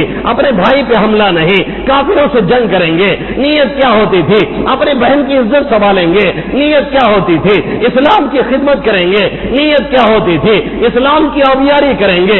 عمر فاروق رضی اللہ تعالیٰ عنہ کے دور حکومت میں ایک قاصد کو بھیجا جاتا ہے، جا کر کے پتہ لگا کر کے آؤ۔ روم کا قاصد آتا ہے، کیا پتہ لگانے کے لیے؟ یہ جاننے کے لیے آخر یہ مٹھی بھر لوگ کیسے اتنی تیزی سے آگے بڑھ رہے ہیں، کوئی انہیں روک نہیں پا رہا ہے، کوئی انہیں ٹوک نہیں پا رہا ہے، کوئی ان کے سامنے ٹک نہیں پا رہا ہے، کوئی ان کے فتح کے جھنڈے کو آخر اکھاڑ کے نہیں پا رہا ہے۔ وہ آتا ہے قاصد، مدینہ میں چکر لگاتا ہے، لوگوں کے بارے میں پتہ لگاتا ہے، لوٹ کر کے جاتا ہے، وہ جا کر کے رپورٹ لگاتا ہے، 2 جملے لکھتا ہے، جو دونوں جملے آج ہمارے اندر نہیں پائے جاتے ہیں، جس کی بنیاد پہ وہ لوگ بڑھتے جا رہے تھے۔ اس نے 2 جملہ لکھا۔ کیا 2 جملہ لکھا؟ رہبان باللیل وفرسان بالنہار۔ یہ جتنے لوگ ہیں سب کے رب رات کے راہب ہوتے ہیں، یہ رات کے پادری ہوتے ہیں، رات میں عبادت گزار ہوتے ہیں، رات میں اپنے رب کو مناتے ہیں، اس کے سامنے گڑ گڑاتے ہیں، روتے ہیں اپنے لیے، اپنے قوم کے لیے، ملک و ملت کے لیے، اپنے گھر خاندان کے لیے اٹھ کر کے راتوں میں روتے ہیں، اور دن میں یہ شہ سوار ہوتے ہیں، دن میں یہ مجاہد ہوتے ہیں، رات میں یہ صوفی ہوتے ہیں، اس لیے ان کو کوئی نہیں روک سکتا ہے۔ نتیجہ یہ نکلا کسرا فتح ہوا، نتیجہ یہ نکلا روم فتح ہوا، سپر پاور طاقتیں مسلمانوں کے قدموں میں ڈھیر ہو گئی۔ آج کا نوجوان راتوں میں جاگتا تو ہے لیکن فلم دیکھنے کے لیے، آج کا نوجوان راتوں میں جاگتا تو ہے PUBG کھیلنے کے لیے، آج کا نوجوان راتوں میں جاگتا تو ہے قلم میں مستی کرنے کے لیے، آج کا نوجوان راتوں میں جاگتا تو ہے لیکن شراب نوشی کرنے کے لیے، آج کا نوجوان راتوں میں جاگتا تو ہے لیکن کسی گرل فرینڈ کے دروازے پہ جا کر کے چکر لگانے کے لیے اور وہاں میسج دینے کے لیے، آج کا نوجوان 4 بجے رات کو جب رونے کا وقت ہوتا ہے اللہ کی رحمت اتر کر کے آتی ہے اور اعلان ہوتا ہے کوئی مغفرت کا طالب میں اسے مغفرت دوں، ہے کوئی رزق کا چاہنے والا میں اسے رزق عطا کروں، ہے کوئی صحت کا چاہنے والا میں اسے صحت عطا کروں، اللہ قضا ہے کوئی طرح سے مانگنے والا، ہے کوئی اس طرح سے مانگنے والا، میں اسے عطا کروں۔ نتیجہ یہ نکلتا ہے کوئی مانگنے والا نہیں، کوئی گڑگڑانے والا نہیں، کوئی تہجد میں رونے والا نہیں، عیاشیاں ہیں کوئی رونے والا نہیں، خرمستیاں ہیں کوئی تہجد پڑھنے والا نہیں، ہم جب کی خرافات ہیں کوئی اللہ کے سامنے تلاوت کرنے والا اس وقت میں نہیں ہے جس وقت میں اعلان چل رہا ہے، اپنی رحمت کی بارش کا اعلان اللہ خود کرتا ہے، آسمان دنیا پہ آ کر کے یہ اعلان ہوتا ہے، اس وقتوں میں بھی ہمارا نوجوان ان خرافات میں لگا رہتا ہے، ان عیاشیوں میں لگا رہتا ہے، ان خرمستیوں میں لگا رہتا ہے۔ پھر بتاؤ ترقی کہاں سے آئے گی؟ پھر بتاؤ کشمیر کے حالات کہاں سے صحیح ہوں گے؟ پھر بتاؤ فلسطین کے حالات کہاں سے صحیح ہوں گے؟ پھر بتاؤ بیت المقدس تمہارے ہاتھ میں کہاں سے آئے گا؟ پھر بتاؤ تمہاری 12ویں مسجد تمہیں کیسے ملے گی؟ فیس بک پہ پوسٹ ڈالنے سے ملنے والی نہیں ہے، فیس بک پہ مجاہد بننے سے ملنے والی نہیں ہے، فیس بک پہ علامہ بننے سے ملنے والی نہیں ہے۔ صبح فجر میں 10 نمازی نہیں ملتے ہیں، 10 بجتے بجتے فیس بک اور واٹس ایپ کا اسٹیٹس مجاہدین سے اور دینداروں سے بھر جایا کرتا ہے۔ اس طریقے سے کبھی بھی پنپنے والے ہم اور آپ نہیں ہیں، اپنے آپ کو سنبھالیں۔ نوجوانوں اپنا طرز بدلو، جو کان گانا سننے کے عاشق ہو جاتے ہیں اور عادی ہو جاتے ہیں، انہیں تلاوت کی آواز اچھی نہیں لگتی، پھر ماں بہنوں کی چیخ و پکار ان کے کان میں نہیں داخل ہوتی ہے۔ جو زبان گانے کے عاشق ہو جاتے ہیں پھر ان کی زبانوں سے حمدیہ نغمے نہیں نکلتے ہیں، نعت کے جملے نہیں نکلتے ہیں، تلاوت کے الفاظ نہیں نکلتے ہیں۔ آج ہمارے نوجوانوں کی یہی حالت ہے، ہمارے ینگ بلڈ کی یہی حالت ہے، ہمارے ینگسٹر کی یہی حالت ہے، ہماری بہنوں کی یہی حالت ہے، ہماری ماؤں کی یہی حالت ہے۔ پھر یہ خیال دیکھنا کہ انقلاب آئے گا، پھر یہ خیال دیکھنا کہ تبدیلی آئے گی، پھر یہ خیال دیکھنا پوسٹ ڈال کر کے فیس بک اور واٹس ایپ پہ، اور یہ سمجھنا کہ ہماری دنیا بدل جائے گی۔ ایک خیال استو محال استو جنو، یہ خیال ہے پاگل پن والا خیال ہے، ایک جنونی خیال ہے، اس سے کچھ نہیں ہونے والا، کوئی تبدیلی نہیں آنے والی۔ تبدیلی اگر لانی ہے پہلے اپنے اندر تبدیلی لانی پڑے گی۔ ان اللہ لا یغیر ما بقوم حتی یغیروا ما بانفسهم، اللہ فرما رہا ہے، اللہ فرما رہا ہے، اللہ اس قوم کی حالت کو کبھی نہیں بدلتا جو قوم اپنی حالت کو نہ بدلے۔ ان اللہ لا یغیر ما بقوم حتی یغیروا ما بانفسهم، جب تک لوگ اپنے آپ کو نہیں بدلنا چاہتے، جب تک لوگ خود کو چینج نہیں کرنا چاہتے، جب تک لوگ اس سمت میں قدم نہیں اٹھاتے، جب تک لوگ ہمارے در پہ آ کر کے نہیں رگڑتے ناک، تب تک ہم بدلتے نہیں ہیں، تب تک ہم کچھ کرتے نہیں ہیں۔ لوگ کہتے ہیں اسمبلی میں ہماری سیٹ خالی ہے، لوگ کہتے ہیں پارلیمنٹ میں ہماری سیٹ خالی ہے، اس لیے فیصلے ہمارے حق میں نہیں ہو رہے ہیں۔ یقیناً وہاں کے لیے بھی کوشش ضروری ہے، لیکن اس سے زیادہ ہماری سیٹ جمعہ میں خالی ہے، ہماری سیٹ 5 وقتہ خالی ہے، کوئی آنے والا نہیں۔ پکار رہا ہے مؤذن حی علی الصلاۃ، پکار رہا ہے مؤذن حی علی الفلاح۔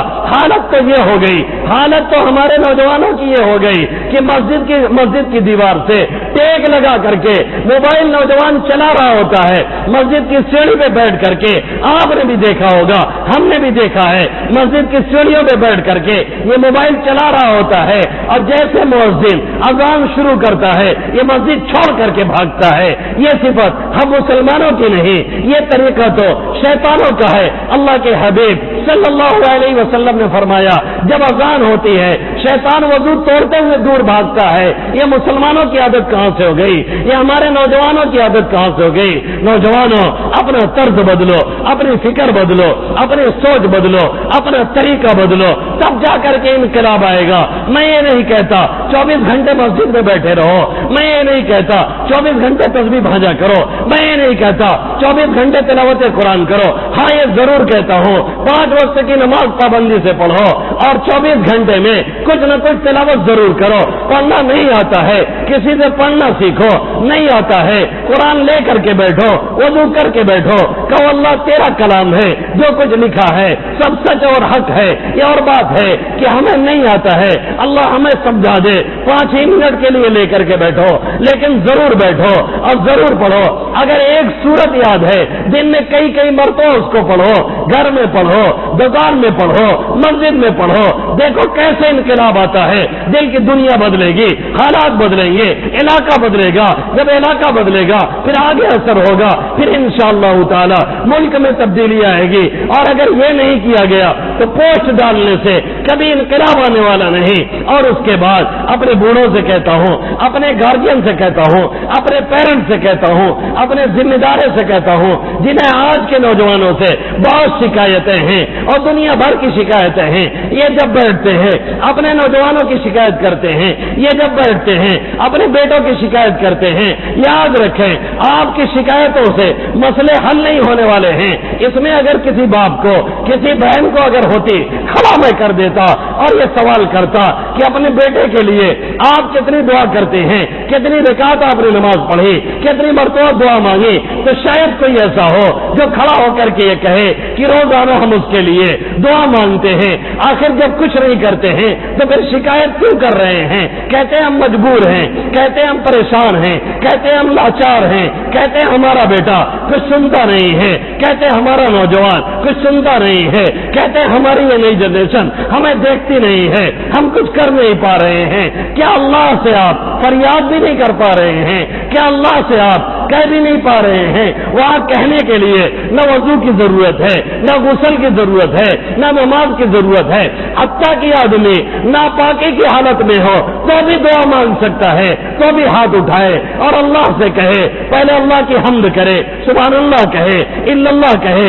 الحمدللہ کہے، پھر درود شریف پڑھے، پھر اپنے گناہوں کی معافی مانگے، امت کے لیے معافی مانگے، جو جا چکے دنیا سے ان کے لیے معافی مانگے، پھر اللہ سے کہے اے اللہ میرے بس میں نہیں، میرا لڑکا غلط ڈگر پہ جا رہا ہے، اللہ تو دلوں کو ٹھیک کرنے والا ہے، دل تیرے قبضے میں ہے۔ اللہ فرماتا ہے قلوب الملوک بیدیا، قلوبہم بیدیا، سب کے دل میرے انگلیوں میں کھیلتے ہیں، میں جدھر چاہتا ہوں ادھر لے کر کے چلتا ہوں۔ اللہ سے آئیے، لو لگائیے، اللہ سے آئیے، فریادی بن جائیے، بوڑھے ہو گئے ہیں، داڑھی پک گئی ہے، اللہ یوں ہی لاج رکھتا ہے، اللہ کو سفید داڑھی والوں سے شرم آتی ہے، آئیے وضو کیجیے، 2 رکعت نماز پڑھیے اور اللہ کے سامنے ہاتھ اٹھائیے، توبہ استغفار کرنے کے بعد کہیے اللہ معاشرہ بہت خراب ہے، نوجوان غلط ڈگر پہ ہیں، ہمارے اندر ہمت نہیں، طاقت نہیں، ہماری سنتے نہیں ہیں، اے اللہ ہم آپ سے کہتے ہیں آپ بدل دیجئے، آپ تبدیلی لا دیجئے، آپ قادر ہیں، آپ حی و قیوم ہیں، ہم مجبور ہیں، ہم کچھ نہیں کر سکے۔ کیا ہمارے بڑے، کیا ہمارے گارجین، کیا ہمارے پیرنٹ، کیا ہمارے بوڑھے اتنا بھی نہیں کر سکتے ہیں؟ اگر اتنا نہیں کرتے ہیں تو بیٹھ کر کے اپنے نوجوانوں کی، اپنے لڑکوں کی، اپنے پوتوں کی، اپنے ناتیوں کی شکایتیں مت کیجیے، شکایتوں سے مسئلے حل ہونے والے نہیں ہیں، شکایتیں کرنی ہیں تو اللہ کے سامنے آئیے، وہاں گڑ گڑائیے۔ علامہ عبد الوہاب شعرانی رحمت اللہ علیہ نے لکھا ہے کہ دعا سے بڑھ کر کے آل اولاد کی اصلاح میں، آل اولاد کو ٹھیک کرنے کے لیے دعا سے بڑھ کر کے بہتر کوئی نسخہ نہیں ہے، جس کے لیے نہ غسل کی ضرورت، جس کے لیے نہ وضو کی ضرورت، جس کے لیے نہ طہارت کی ضرورت، جس کے لیے نہ نماز میں آنے کی ضرورت، جس کے لیے نہ بیڈ پہ اٹھ کر کے بیٹھنے کی ضرورت۔ اگر اٹھ کے بیٹھ نہیں سکتے ہیں، لیٹے لیٹے دعائیں مانگیں، ہاتھ اٹھا کے مانگ سکتے ہیں، ہاتھ اٹھا کے مانگیں، ہاتھ نہیں اٹھا سکتے ہیں بغیر ہاتھ اٹھائے مانگیں، کہتے رہیں، مستقل کہیں اور کہتے رہیں اور آنسو گراتے رہیں، ایک قطرہ آنسو، یاد رکھیں دنیا بدلنے کے لیے کافی ہے، تقدیر بدلنے کے لیے کافی ہے۔ لا يرد القضاء الا الدعاء، اللہ کے حبیب صلی اللہ علیہ وسلم فرماتے ہیں تقدیر اگر کوئی چیز بدل سکتی ہے تو دعا بدلتی ہے۔ ہم کیوں نہیں مانگتے، ہم کیوں نہیں فریادی بنتے، ہم کیوں نہیں مسجد میں آتے؟ صرف نوجوانوں کی شکایت کریں گے، صرف اپنوں کی شکایت کریں گے؟ پیار سے سمجھائیں، جب دیکھیں بیٹا موڈ میں ہے پیار سے اسے سمجھائیں، پیار سے اسے منائیں اور اسے ترغیب دیں، زیادہ بھڑکے نہیں، زیادہ الٹے پلٹے الفاظ نہ کہیں، گھروں سے بھگائے نہیں، پھر بھی وہ آپ کا خون ہے، آپ کا چہتا ہے. اگر آپ کہہ دیں گے ہم سے تم سے کوئی رشتہ نہیں، پھر بھی وہ رشتہ اللہ نے بنایا ہے، وہ ہمیشہ رہے گا، نہ کہنے کے باوجود پھر بھی وہ رہنے والا ہے. اس لیے سب مت بولیں، شیطان کو موقع مت دیں، پیار سے سمجھائیں اور اللہ سے دعا کریں. آج نہیں کل اگر مستقل یہ کرتے رہے انشاءاللہ ان نوجوانوں میں تبدیلی ضرور آئے گی، ضرور آئے گی، یقیناً آئے گی.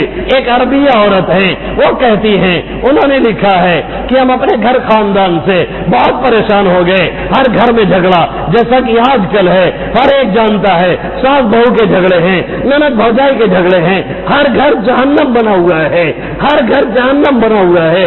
اگر اس پر بولا جائے تو ایک آدھ گھنٹے اور چاہیے. ہر گھر کی حالت یہی ہے، ہر گھر کی صورت حال یہی ہے. وہ کہتی ہیں میں بہت پریشان تھی. پھر اللہ کے حبیب صلی اللہ علیہ وسلم کی ایک حدیث مجھے ملی جس میں آقا مدنی صلی اللہ علیہ وسلم نے یہ دعا مانگی، اللہم الف بین قلوبنا واصلح ذات بیننا واہدنا سبل السلام. چھوٹی سی دعا ہے، عربی میں یاد ہو آدمی عربی میں یاد کر لے، عربی میں نہ یاد ہو اردو میں آدمی دعا کرے، اللہم الف بین قلوبنا واصلح ذات بیننا واہدنا سبل السلام. اے اللہ ہمارے دلوں میں جوڑ پیدا فرما، جو دلوں میں دوری ہے، جو دلوں میں کدورت ہے، جو دلوں میں حسد ہے، جو دلوں میں بغض ہے، جو دلوں میں نفرت ہے، جو شیطان ایک دوسرے کے خلاف بھڑکا رہا ہے، باپ کو بیٹے کے خلاف، بیٹے کو باپ کے خلاف، بھائی کو بھائی کے خلاف، بھائی کو بہن کے خلاف، بہن کو بھائی کے خلاف، بیوی کو شوہر کے خلاف، شوہر کو بیوی کے خلاف. ہر گھر کا یہی حال ہے. اللہم الف بین قلوبنا، اللہ سے کہیے اے اللہ ہمارے دلوں میں جوڑ پیدا فرما. اللہم الف بین قلوبنا، اے اللہ دل کو جوڑ دے. جوڑنے والا تو ہے، توڑنے والے سب ہیں، جوڑنا تیرا کام ہے، تو ہی جوڑ سکتا ہے. سب کے دل تیرے قبضے قدرت میں ہیں. اے اللہ ہمارے دلوں میں جوڑ پیدا فرما. اللہم الف بین قلوبنا واصلح ذات بیننا، اے اللہ ہمارے آپس کے تعلق کو درست فرما. جو دوری ہے، جو ایک دوسرے کو دیکھنا نہیں چاہتے، ایک دوسرے کے ساتھ بیٹھنا نہیں چاہتے، ایک دوسرے کے ہاتھ کا کھانا کھانا نہیں چاہتے، ایک دوسرے کے ہاتھ کی چائے نہیں پینا چاہتے، یہی تو ہر گھر میں ہو رہا ہے. واصلح ذات بیننا، اے اللہ ہمارے آپس کے تعلق کی اصلاح فرما دے. واہدنا سبل السلام، اور جو صحیح راستے ہیں، چاہے دین کا راستہ ہو چاہے دنیا کا کوئی معاملہ ہو، اس میں جو صحیح راستہ ہے اللہ ہمیں اس راستے پہ چلا، اللہ ہمیں وہ راستہ دکھا. وہ عربیہ لکھتی ہیں، وہ عربی عورت لکھتی ہیں، ہم نے چند دن چند مہینے واقعتاً اللہ سے دل لگا کر کے دعا مانگی، مستقل مانگی، لگاتار مانگی، محنت کے ساتھ مانگی، دل سے مانگی، دل سے مانگی. زبان سے کہنا نہیں ہے، مانگنا ہے. تہ دل سے جو نہ نکلے وہ دعا دعا نہیں ہے، جو نہ آسماں ہلا دے وہ صدا صدا نہیں ہے. اس لیے دل سے مانگیں. جب دل سے مانگی تو نتیجہ یہ نکلا، کہتی ہے کچھ دنوں کے بعد نتیجہ یہ ہوا ہمارے گھر کے حالات صحیح ہو گئے، ہماری جو پریشانیاں تھیں سب دور ہو گئی، آپس میں جو خرافات تھی اور جو تعلقات خراب تھے وہ ختم ہو گئے، سب کے دل جڑ گئے. اگر ان کی دعا قبول کر سکتا ہے، وہ دعا قبول کرنے والا آج بھی بیٹھا ہے، اپنے بندوں کے انتظار میں ہے، نوجوانوں کے انتظار میں ہے. کہاں بے عزت ہونے در در کی ٹھوکریں کھا رہے ہو؟ آؤ اس در پہ، اللہ کے در پہ، اور اس سے مناؤ اور اس سے فریاد کرو. انشاءاللہ تعالی جیسے کل لوگوں کے حالات بدلے تھے ہمارے بھی بدلیں گے. اللہ ان چند باتوں پہ مجھے بھی عمل کرنے کی توفیق نصیب فرمائے، اور آپ سبھی حضرات کو حیات باقی، ملاقات باقی، بہت سی باتیں بھی باقی ہیں، پھر آئیں گے تو کریں گے. درود شریف پڑھیں. اب دعا کی بات ہوئی ہے، دعا پر بات ختم کر لی جائے. درود شریف پڑھ لیں تاکہ دعا کی جائے.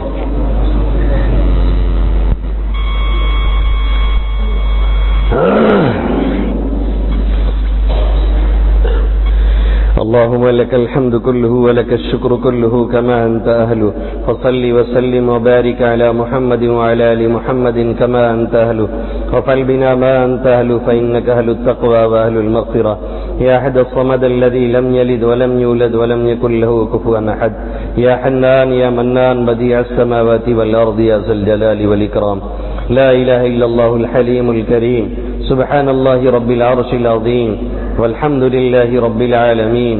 نسألك موجبات رحمتك وعزائم مغفرتك ومنجيات أمرك والغنيمة من كل بر والسلامة من كل إثم رب لا تدع لنا ذنبا إلا غفرته ولا هما إلا فرجته ولا ضرا إلا كشفته ولا دينا إلا قضيته ولا مرضا إلا شفيته ولا حاجة هي لك رضا إلا قضيتها يا أرحم الراحمين يا أكرم الأكرمين يا مجيب دعوة المضطرين.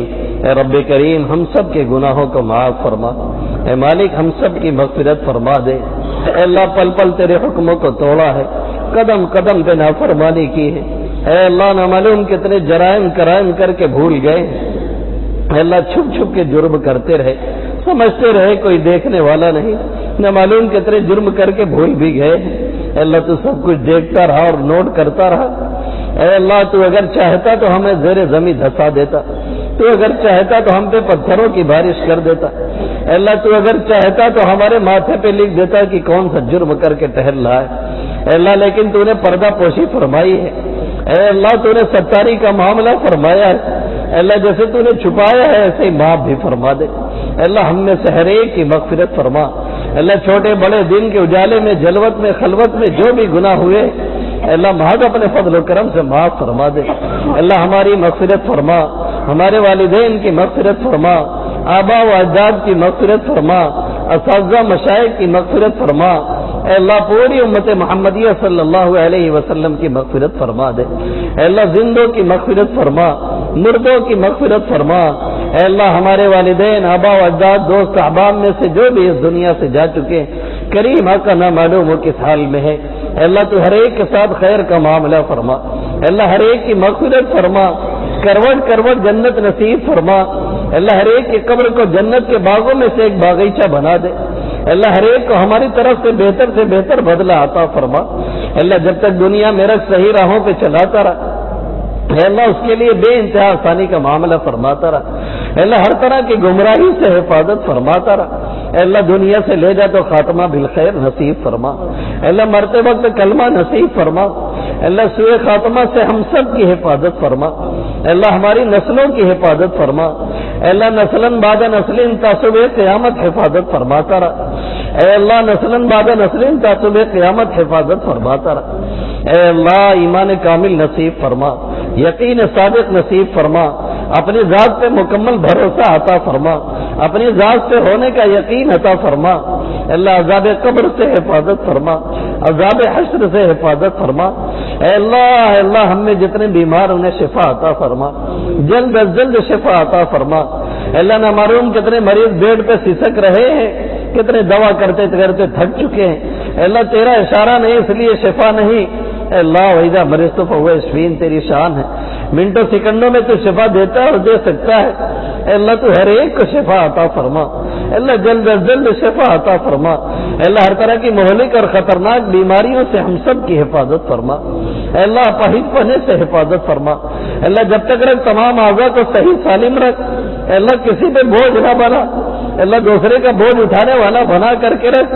اے اللہ ہر طرح سے عافیت کا معاملہ فرما. اے اللہ حادثاتی موت سے بے انتہا حفاظت فرما.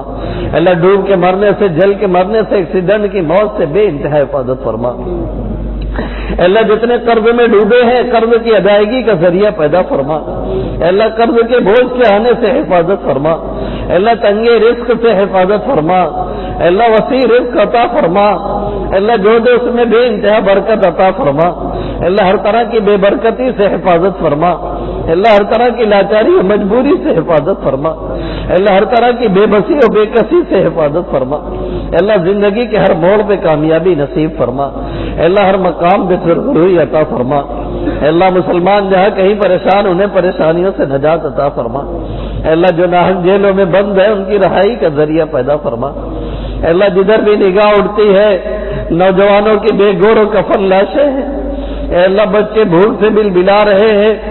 اے اللہ ماں بہنوں کی عصمت دری ہے, کوئی پرسان حال نہیں ہے. اے اللہ تو ہر سطح پہ ہر جگہ پہ حفاظت فرما. اے اللہ کوسووا ہو کہ فلسطین, الجزائر ہو کہ شام, لبنان ہو کہ عراق, کشمیر ہو کہ چیچینیا, برما ہو کہ افغانستان, اے اللہ ہر جگہ ایک ہی حالت ہے. اے اللہ ماں بہنوں کی عزت و عصمت کی حفاظت فرما. اے اللہ جو ناحق مارے جا رہے ہیں انہیں مقام شہادت عطا فرما. ان کے گھر والوں کو صبر جمیل عطا فرما. انہیں نعم البدل عطا فرما.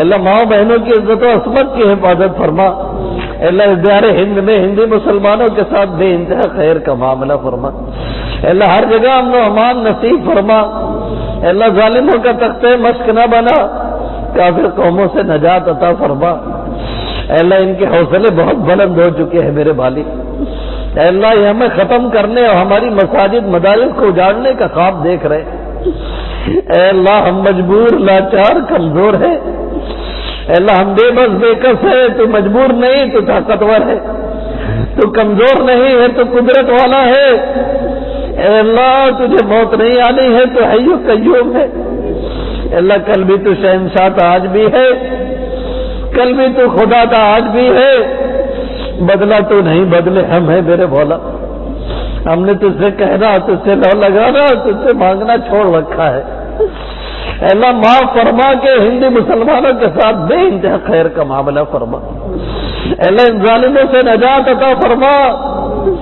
اے اللہ ہم انہیں تیرے سامنے کرتے ان کے شرور و فتن سے ہم سب کی حفاظت فرما، ماں بہنوں کی عزت و عصمت کی حفاظت فرما، اے اللہ یہ ہماری بہنوں بیٹیوں کو مرتد بنانے کا خواب دیکھ نہیں رہے ہیں بلکہ بنا رہے ہیں میرے مولا تو حفاظت فرما، اے اللہ ہر سطح پہ ہر جگہ پہ حفاظت فرما، اے اللہ ہماری بے بسی بے کسی لاچاری مجبوری سے بے انتہا حفاظت فرما، اللہ مدارس کی مساجد کی ملی تنظیموں کی بے انتہا حفاظت فرما، اللہ سب کی ضروریات کا اپنے خزانے غیب سے انتظام فرما، اللہ سب کے چلانے اور پڑھانے والوں میں کام کرنے والوں میں اخلاص کی دولت عطا فرما، سب کی ضروریات کا اپنے خزانے غیب سے انتظام فرما، اللہ ہمارے اس پورے علاقے کو امن و امان کا گہوارہ بنا، اللہ آپسی اختلافات سے بے انتہا حفاظت فرما، اللہ دلوں میں جوڑ نصیب فرما، اللہ آپسی قدورت سے حسد سے جلن سے بغض سے غیبت سے جھوٹ سے بے انتہا حفاظت فرما، اللہ حلال دے کے حرام سے بچا، اے اللہ گناہوں کی شدید نفرت دل و دماغ میں ڈال دے میرے مولا، اے اللہ بھاگنا نہیں آتا ہے بے باغی عطا فرما، اے اللہ ایک دینی مجلس میں سب آئے ہیں، اے اللہ کوئی اور مقصد حاضر ہونے کا نہیں ہے، اے اللہ آنے کو قبول فرما، ایسی مجلسوں میں تو رش کرتا ہے اور دینی مجلس کے اختتام پہ سب نے ہاتھ اٹھائے ہیں، بڑی امید سے تیرے سامنے ہاتھ اٹھے ہیں میرے مولا، اللہ ہم جانتے اور مانتے ہیں ہم بڑے گنہگار ہیں، بڑے بڑے جرائم کیے ہم نے میرے مولا، لیکن ہمیں یہ بھی معلوم ہے میری معافی کا دروازہ ہر وقت کھلا رہتا ہے، اللہ تو سننے پہ آتا ہے، تو قبول کرنے پہ آتا ہے، پھر ہمیں وقت کی بھی سن لیتا ہے، اللہ ہم تو تیرے امتی ہیں، تیرے کلمہ پڑھنے والے ہیں،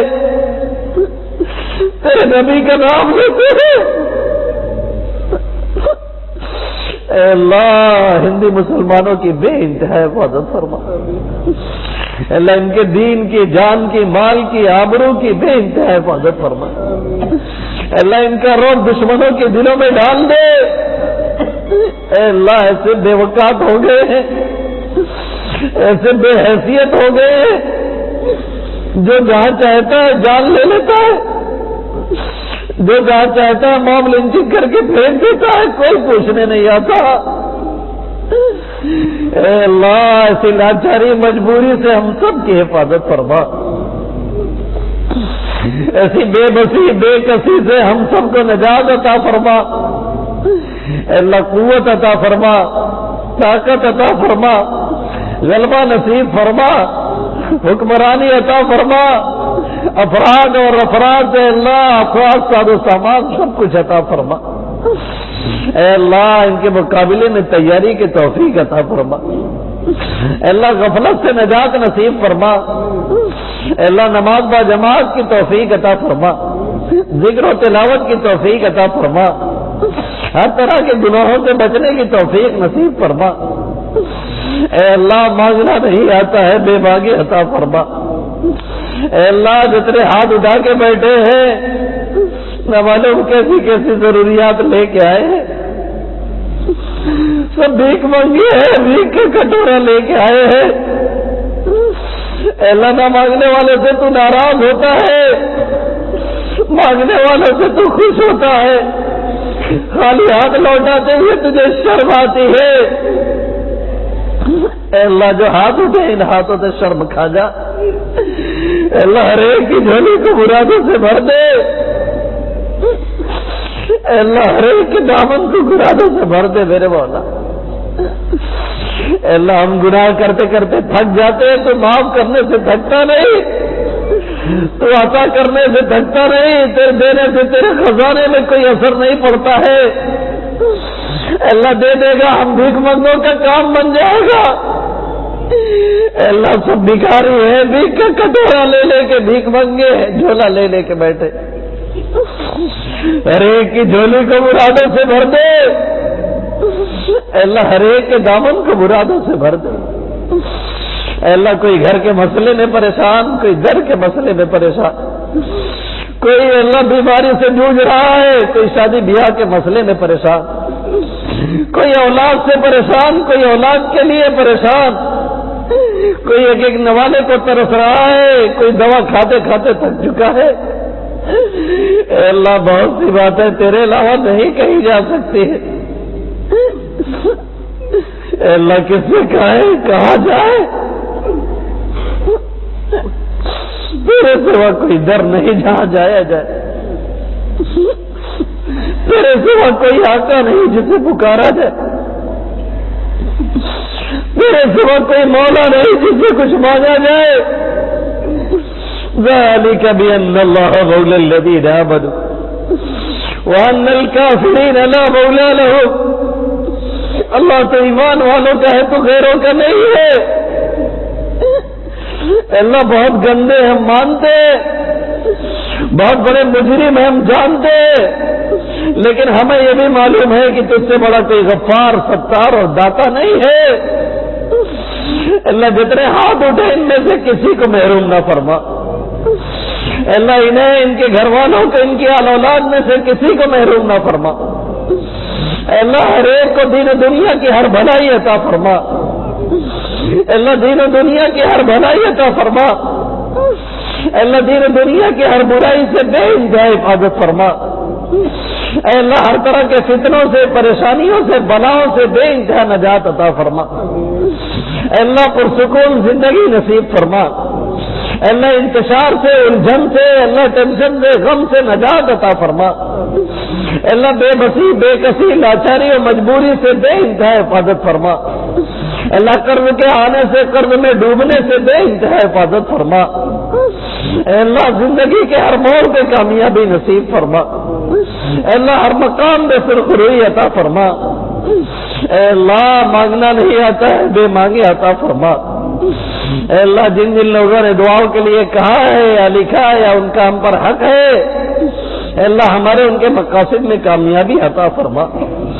ارے اللہ ہر ایک کے جائز مقصد کو پورا فرما، اللہ نہ معلوم بیچارے کتنے دعاؤں کے لیے کہتے ہیں، سمجھتے ہیں دعا کریں گے تو کام بن جائے گا، اے اللہ ان کے حسن ظن، اے اللہ ان کے خوشگمان کے طفیل میں ہمارا بھی کام بنا دے، اے اللہ ہر ایک کے جائز مقصد میں کامیابی عطا فرما، اے اللہ تیرے محبوب صلی اللہ علیہ وسلم نے جن جن بھلائیوں کو مانگا ہے، اے اللہ ان تمام بھلائیوں کے ہم تجھ سے درخواست کرتے، اے اللہ جن جن برائیوں سے پناہ چاہیے ان تمام برائیوں سے تیری پناہ چاہتے، کریم آقا ہم سب کی دعاؤں کو محض اپنے فضل و کرم سے قبول فرما، وصلی اللہ تعالی علی خیر خلق محمد وآلہ واصحابہ اجمعین برحمتک یا ارحم الراحمین۔